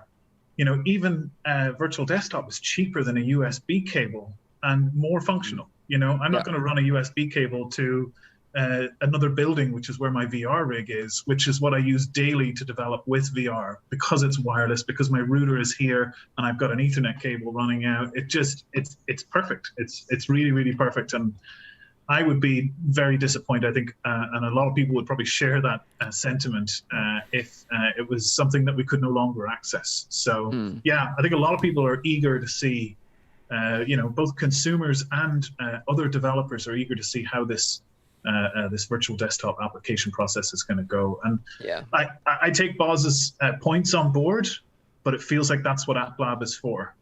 Yeah. Yeah, I agree. And I think one of the things that I pointed out in the video that I made, just talking about App Lab and how to install App Lab games on your Quest, was that, if they went down the route of shutting down these developer accounts, the loophole to traditionally sideload content, using Sidequest, that I feel like it would just push this massive community of like 1.5 million active monthly users to seek out more invasive methods of getting that content on Quest, and a full jailbreak would probably be more likely to happen if they ended up shutting this down, which I think would be more harmful to them in the long run. I think. But we're still in the early stages of VR, and that's why they could even pull that off. What you're saying here would sound horrible, but they can pull that off and then just move on like nothing happened. And they maybe want to get to that point where it is like same with Apple, you can also, like, it's hard to hack into your iPhone to get some stuff on it. So there will be a point where they want to get to that. I don't think we ever thought Facebook wanted to go open platform with the Quest, right? So no. Yeah.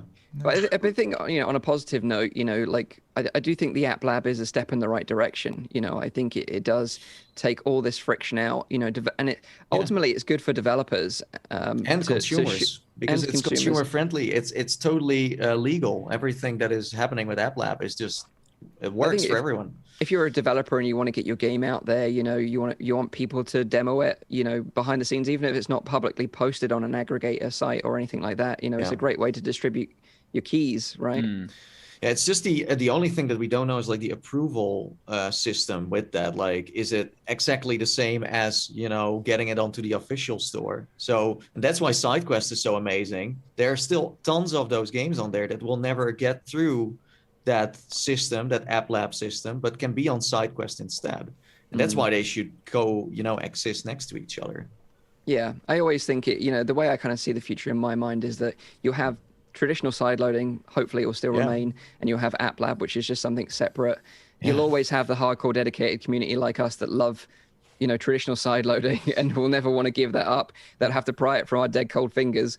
But you'll have like casual users that just love App Lab because it's just so easy to use. So I think there's a lot of different users for Sidequest as well, and you have like a lot of dev tools in there and a lot of like different things that you can do. So from a developer's perspective, I think that Sidequest will always be useful in that particular regard.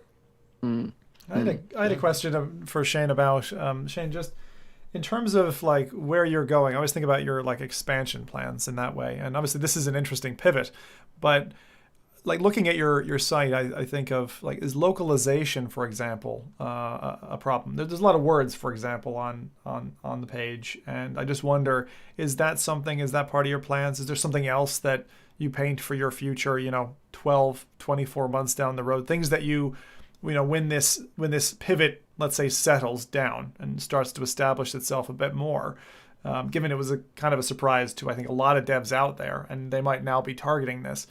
Where are the areas that you think that, seeing as where Sidequest has gotten so far, you could paint for either App Lab or Sidequest, going forward in the future in terms of these aggregation utilities that you guys have built? Yeah, I think aggregation is a good word. Oculus used that in the FAQ about App Lab when they described what Sidequest was a link aggregator, and I think to some degree they've functionally hit the nail on the head there, because we've kind of always aggregated links. Developers have never hosted content on Sidequest; they've hosted it themselves, or they've used itch, and we've simply provided kind of a one-stop shop for that. I think something I find interesting is that obviously Facebook, they've changed some things in the last 6 months. They've made verification a thing on developer mode. They've tried to discourage developer mode. I think they made the unknown sources text red in V25. I don't know if anybody's noticed that yet. I didn't notice that.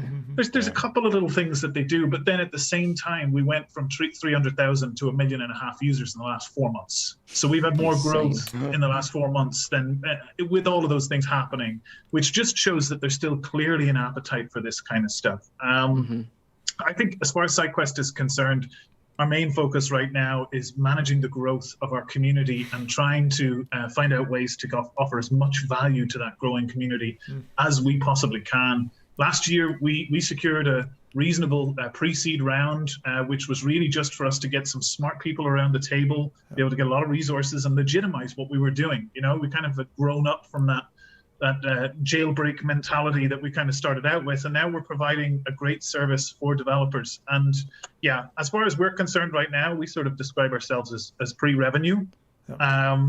But basically, that gives us the freedom to not have to worry about delivering on revenue, and we can just focus on trying to grow and build our community and give developers as much of an outlet for their content as possible. So that's our primary focus. We might start raising again pretty soon. We might start building a team. Things like regionalization, localization is definitely going to be a priority for sure. And there are some challenges there because a lot of the content that's provided is coming from a third-party source.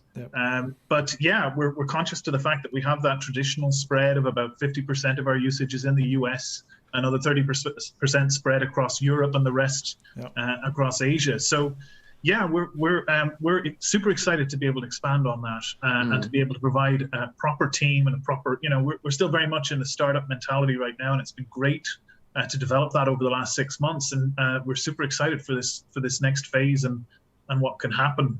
So yeah, that's where we're at. I feel like you and Orla have your ears, and you obviously have had your ears so close to the rails in terms of your users. So I'm curious about, is there anything that's like surprised you along the way, just since the Quest 2 dropped, for example? All of a sudden you got a big growth spurt in Brazil, and people there are taking up like numbers like crazy. Like, is there any particular market or trend from your user base that in the last 6 months, really kind of stood out to you? I was just curious about that because you have such volume coming at you. You must be pouring over the stats, I'd imagine. I mean, yeah, this is the thing. Part of it is just trying to keep up and trying to keep the service running. I think the most surprising thing for us is that we did not truly expect the influx of users that the Quest 2 would bring. I think our site was running sluggish for about 3 or 4 days while we scrambled like crazy to try and add more resource there to make things run. But that was probably the biggest surprise. We knew something big was coming. We could feel it. There was that sort of eeriness in the air, the quiet before the storm kind of thing. But we didn't quite expect that. Even compared to Christmas and Black Friday, the launch of the Quest was just this huge, big thing. It was that moment where we're sitting there watching all the stats. I think it was the second day when people really started to receive their Quests. Oh. And at one point, the site just went completely unresponsive. We just had to put our hands in the air and go, right, guys, we're just going to have to wait until it comes back, But the numbers were crazy. They were really, really, really, really crazy. At one point, we were approaching sort of 20,000 concurrent people on the website on day 2 of Quest launch. So that was just the scariest and most exciting moment of my life to date, I think. When you said you have to wait for the site to come back, I've seen that before. We see it with most game launches, which are major releases, where it can absolutely cripple you, and you can't scale your resources necessarily to that level because unless you're using flexible resourcing, you can't accommodate for that kind of spike growth. You have to wait for it to settle down, and then you can plan. You can kind of have a trajectory for it. It's like, it must be an amazing feel to see those numbers and then think like, wow, this is another glimpse of VR going mainstream very soon. And this is just another beginning of so many other ways to go. I absolutely do, and I really enjoy sharing those. I know most other people don't share them, but I go out of my way to try to give that information back to the public so they can see how much this is growing. And 5x our traffic in 4 months. That's a crazy thing to talk about, That's really simple to understand. Yeah. And I think it's amazing, like, really how you've evolved. You just rolled with everything, and you've been involved in the App Lab, development process as well with this contact with Oculus, and it must have had its ups and downs over the time, but you've always been very positive and like, this is it. We're serving the community, we're serving the developers here. This is the main priority. And I think, like I said before, it is admirable what you've been doing. So, keep doing it. Yeah. Appreciate it. I think regardless of what happens to traditional sideloading, even if it was to disappear, I think Sidequest still has its space there as an aggregator of these App Lab content links. So it's not like, you're going to go anywhere anytime soon, is it?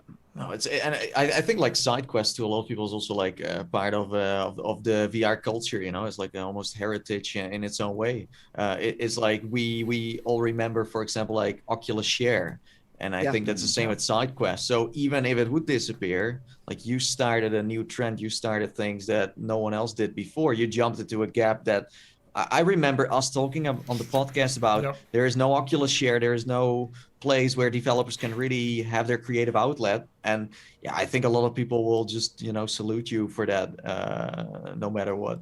Absolutely. We've got some questions from the community here in the chat. Paradise Decay asks, what was the game you were working on that got denied by Facebook and forced you to create Sidequest in the first place? Good question. Interesting. So that was a game at the time was called The Expanse, completely unrelated to the television show. It was basically a social metaverse. You could think of it like VR chat or Rec Room. In essence, we wanted to create something where developers had complete limitless capability. It wasn't anything that was tied to a cryptocurrency and you had to buy land or anything. It was just free and open metaverse. I love the idea of it. I really, really want to pursue it. Obviously, we've had to shelve it because it's taking every waking moment for me to keep SideQuest as it is, and it's something I'd love to pursue again. So that was basically it. It was extremely ambitious. So in a weird way, Facebook created SideQuest. Because it denied you. They did. They did. Even that game is a funny story. Microsoft actually has a place in all of this. But a number of years ago, I was very active on a Microsoft platform called Altspace VR, and I had built a ton of content creation tools on there. And the reason we started the game was because they had pivoted in one direction, and we decided to spin the tools out into The Expanse. So lo and behold, then that went towards the Quest submission. Oculus said no, and then we built SideQuest. So yeah, Microsoft kind of kicked everything off. If you want to thank anybody, I guess thank Alex Kipman. Nice. So one question I have actually is because there was a lot of discussion around developers charging money for apps off App Lab, and there was back and forth because it wasn't clear in the terms, the policy, right, directly from Oculus. One part said it could be allowed, the other part said it couldn't be allowed. Has that been sort of cleared up now? Is there a definitive answer from them on that? It seems so, but I think we're still waiting at this point. If you still check the App Lab FAQ, I believe it still says you're not allowed to use any monetization features outside that which Oculus provides. But then you've also got the distribution policy, which has been there for a number of years, which clearly states you may use keys however you like. You can sell them. You can do with it what you want. Obviously, the attractive element there for some developers is that they can effectively sidestep the Oculus tax, the 30%, and leveraging a website like itch.io, which I believe provides the sort of tools you need to have this automatic key distribution system, that they can then reduce the amount of revenue share that goes to the platform to zero and take 100% of that if they want themselves. Yeah. So I think, obviously these developers want to be able to see a lot of success, and it's this balance now between whether they're going to lose out more by losing 30%, or are they going to see more because App Lab is going to drive more user engagement? So it's a weird one. So, but the answer, so basically you're saying one website says you're not allowed, the other one says you do. So yes. they just keep the answer in the middle. Just basically. Like with pretty much everything else they're doing at the moment. App Lab is also a solution in the middle. So I mean, this totally fits the whole, it's typical. There's when you examine Oculus and Facebook, even Oculus and Facebook themselves, there's so many conflicting elements there. Like they want to see the store succeed, they want to see the store do well, but then they've got App Lab, but those conflict with each other because if App Lab does better, then it devalues the store, and then it's where does their focus end up? And it's in terms of the native stuff that they're planning to provide, or who knows, versus what's already popular out there, and the clash between that. It's weird. I mean, even the ethos of Oculus and some of the messaging and communication you see coming from like John Carmack doesn't really perfectly align well with what we see coming from Boz and from Chris Pruitt as well. It kind of comes down to like you have a lot of people on one ship and everyone tries to steer in a certain direction. Some things are out of their control. Like your website completely exploded to the number where you're so relevant that you can't just say, listen, we're not going to work together with you. Like there has to be something. So they're kind of trying everything to, but you can slowly see them moving into certain directions, but they do it very, very slowly. Because I mean, they're all of course aware that everyone from the VR community is watching what they are doing. Yes, not to mention every government in the world and every regulatory that's also that's true. That's also I don't envy them. I don't envy their position trying to navigate all of this. That's for sure. And the funny thing about like the 30% cut which Oculus take, it's not necessarily a new thing. Like most other gaming platforms like Steam or PlayStation, for example, they take a similar 30%, roughly 30% cut of games that are posted on their platform. But the whole thing with itch is, like you say, you can have 0%, potentially up to like 0% tax on your app submissions. But the thing is, like, you then have to make a choice. Do you want to be on App Lab and be exposed to a bigger audience but have to give 30% over, or you're on itch through traditional sideloading, which is exposed to a smaller audience and you pay nothing potentially? And I still think that probably going on App Lab is probably going to be the more lucrative option for a developer, even though you are paying that 30%. And even you're not even discoverable to a certain degree. You have to really look for it, to find it. But then we have seen some devs already saying, like, I sold like so many copies on App Lab. It's crazy. But I think that's what Shane is doing as an aggregator of all this content. As soon as people start understanding, and I still think that the uptake of what App Lab is and how it works and why it's a big deal is still very slow within the community I've seen.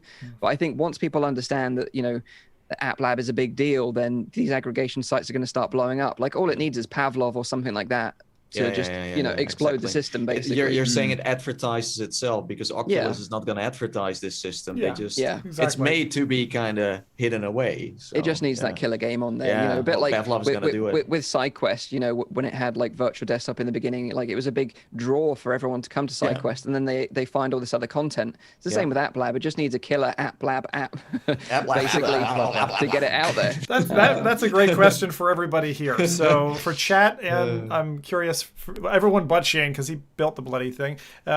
So what brought you to Sidequest? I think for me, I don't think it was necessarily virtual desktop. I think I saw T for God and I wanted to play that. I wanted to play a non-Euclidean space game.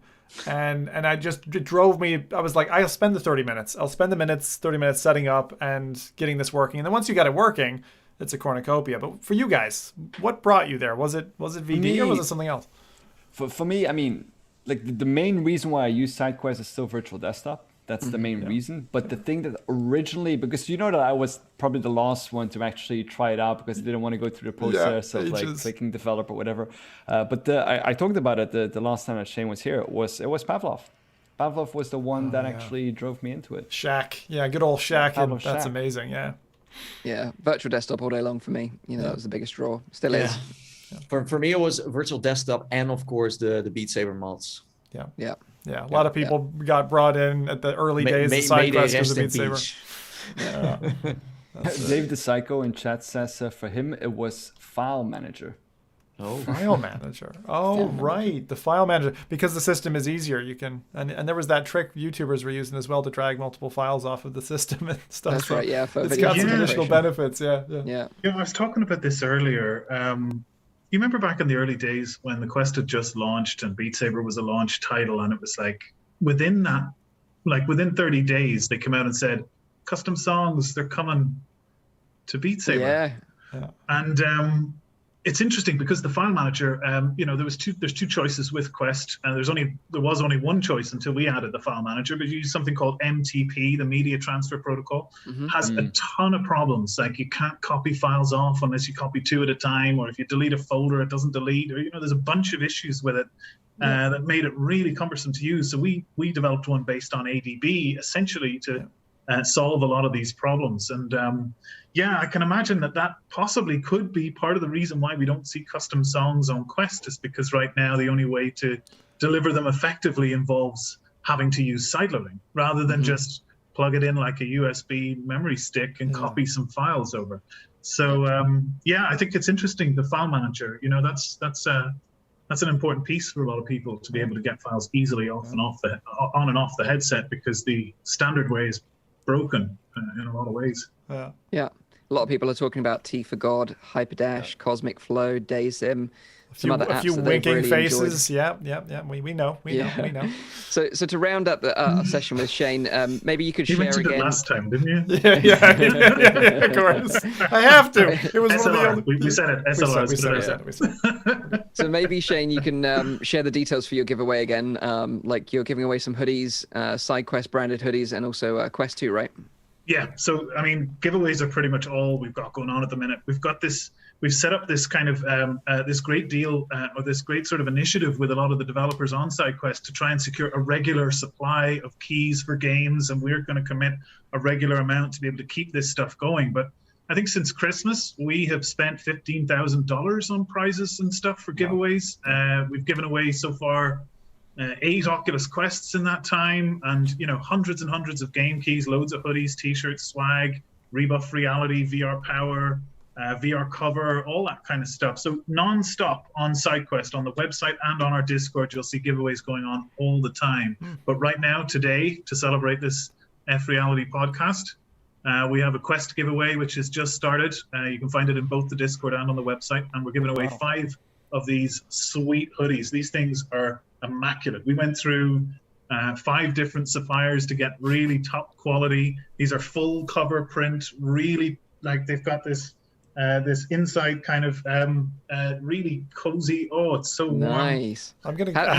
If you don't win the competition, how can we get one? How do we get one? Like, yeah, we are actually working on making them available for sale. That's proving difficult just with the logistics of the planet right now with the pandemic, and also just trying to accommodate multiple territories and shipping and all that kind of stuff. So what we might do is we might open up a store. It may possibly target the US first, just to allow us to get the foot in the door. Yeah, unfortunately. But Canada as well? I won't even be able to order one. Yeah, I mean, Canada seems fairly reasonable. I think that's probably covered in the same territory. But we're definitely investigating that. We've nothing concrete to announce just yet. Awesome. Well, thank you again for being on the show. I think it's awesome what you're doing with SideQuest, and we'll continue supporting you in the future as well. I think 100%. it's definitely got its place on Quest, and hopefully it stays there in the future as well. Absolutely. Thanks, guys. I really appreciate it. I really do. I think I've said it before. There's a tendency for people to want to make these videos depicting, a bloody knife and some stabbing the SideQuest logo. And I get it, to be honest, because when you see how much people kind of tend to talk about SideQuest, people obviously get very animated to think that there's a possibility it could be going away, which makes the videos quite popular. So that's great. But I appreciate you guys. You've always been there. You've always been very supportive. You've always tried to keep the misinformation down and keep people informed. And I mean, on our side of things, we're just always going to make every decision we make with our developers at heart. The developers who rely on SideQuest and rely on what we do, we're going to do right by them always. So whatever happens, every decision we make will basically be driven by that, whether or not it's good for our developers. Awesome. You've definitely got our support, and you've definitely got the support from the community as well. They absolutely love you to bits, and they're saying thank you for joining us on the show this week as well. So thanks again, Shane. I really, really appreciate it. Thank you all. I really appreciate it. So now let's pass it over to Zim, see what we've got in terms of releases this week, and round up the show. Yeah, sounds good, man. All right, so let's. The first one of these is a 20-minute VR short film. Now these things, I know I tend to be a bit indie when I bring releases here. Now as well. We're gonna watch it. Yeah, it's just gonna end up the show. Yeah, I love it when you get like short indie VR films, because you're like, hang on a second, I just watched a tenth of it just looking at the trailer. But this one is from the creators of Rose and I, which was an old VR hit, and Allumet, which I remember being quite sad and like hit me in the heart. So these two have come together to actually make a title called Arden's Wake. And this is for Rift, actually. So if you're a Quest user and you don't have a PC, you won't necessarily be able to do this one. It's quite a good-looking, cartoonish style animation feature. Now it is paid, so it's £6 or about $8, right? But it's about an interesting kind of apocalyptic world.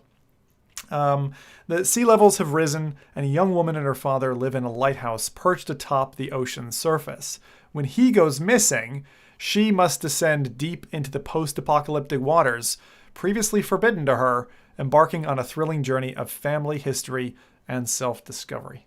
So I know we've had little drip feeds of this kind of material coming out, but I'm really glad to see this from Penrose Studios. I hadn't heard from them for quite a while. Allumet is 2017, I think. It's actually quite a ways back. I totally forgot about that, but that animation is amazing. So I'm totally going to watch this. Absolutely. Yeah. And the thing is, I find it really easy. Just like any, I suppose YouTube usually forces all of us who create content there to think about, the 10 to 20 minute, window of someone's attention.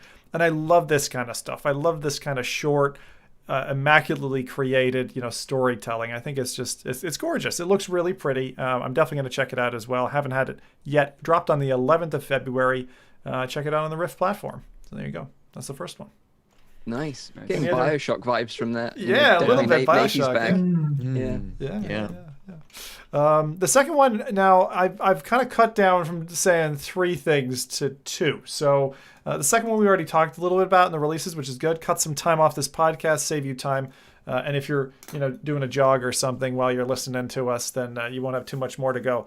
So Vanishing Grace, we talked about this. Nathan and Mike have both played it. This is a Quest title. It's basically $19 or £15 by Monte Perdido Studio. Dropped again on the 11th of February. And if you liked Sharks of Mars as an FPS player, but you wanted more of a laid-back puzzle game approach to your VR, so not blasty, nighty, bitey, but instead this kind of game, then I'd say this is your lunch. Now, it looks like Hover Junkers. It looks like Sharks of Mars, but a little bit brighter. I never thought you would make a bridge between that game and this. No.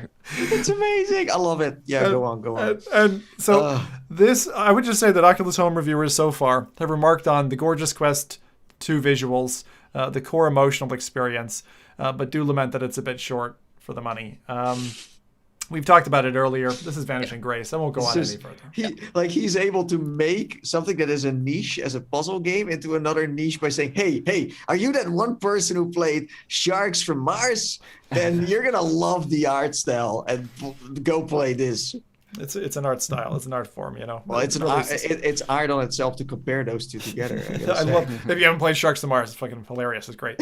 Anyway, you probably never heard of it. So I'll just mention a couple of things that have come out this week that you might not have heard about. So first off, there's a Solaris patch that I really like the sound of. It's the first material change to this game since the wiggly waggly left arm fix that they did and the squatting that I think is quite material. So now the game has the bar reduced to 4 players. So that's 2 on either team before the match will kick off, which means instead of having to wait for full teams on both sides, which can be a 15, 20, 30-minute affair, especially when there aren't that many people playing, that bar has now been dropped. So I think that's a good one.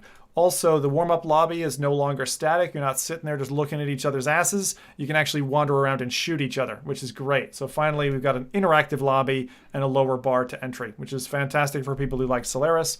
The final thing on their patch list is that the shotgun which they have introduced, and I haven't played with yet, and that's sad because I'm a shotgun dude in FPS games, they nerfed it because apparently people were using it as a shotgun sniper, and FPS people aren't too much a fan of that, so they actually had to nerf that a little bit. So that's Solaris.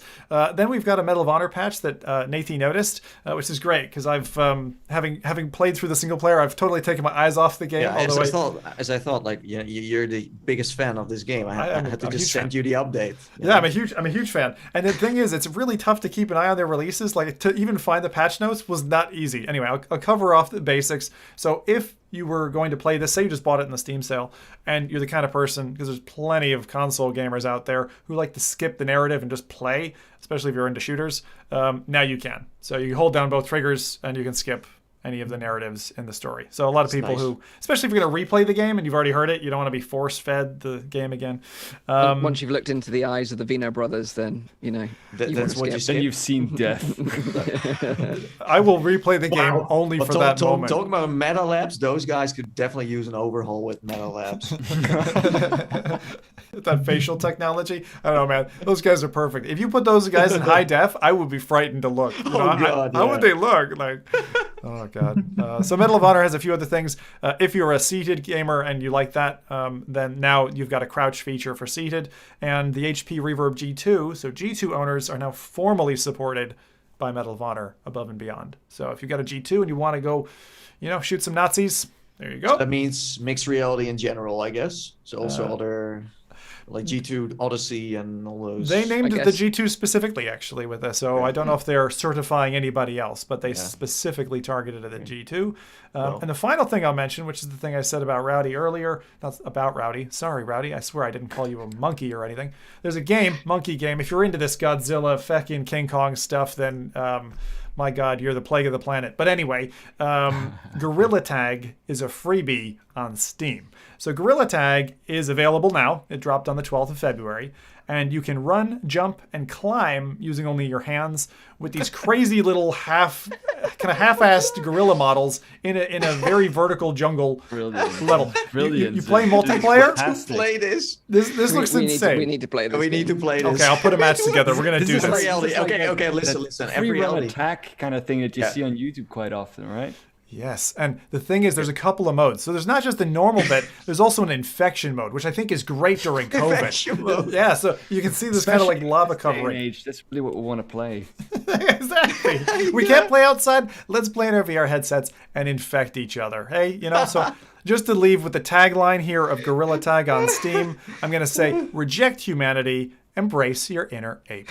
And that's your They're all releases. hugging each other and infected on the park bench. That's hilarious. They should call it Absolutely. COVID mode, though. That is Gorilla Tag. Infect mode. COVID This mode. is a highlight of the show.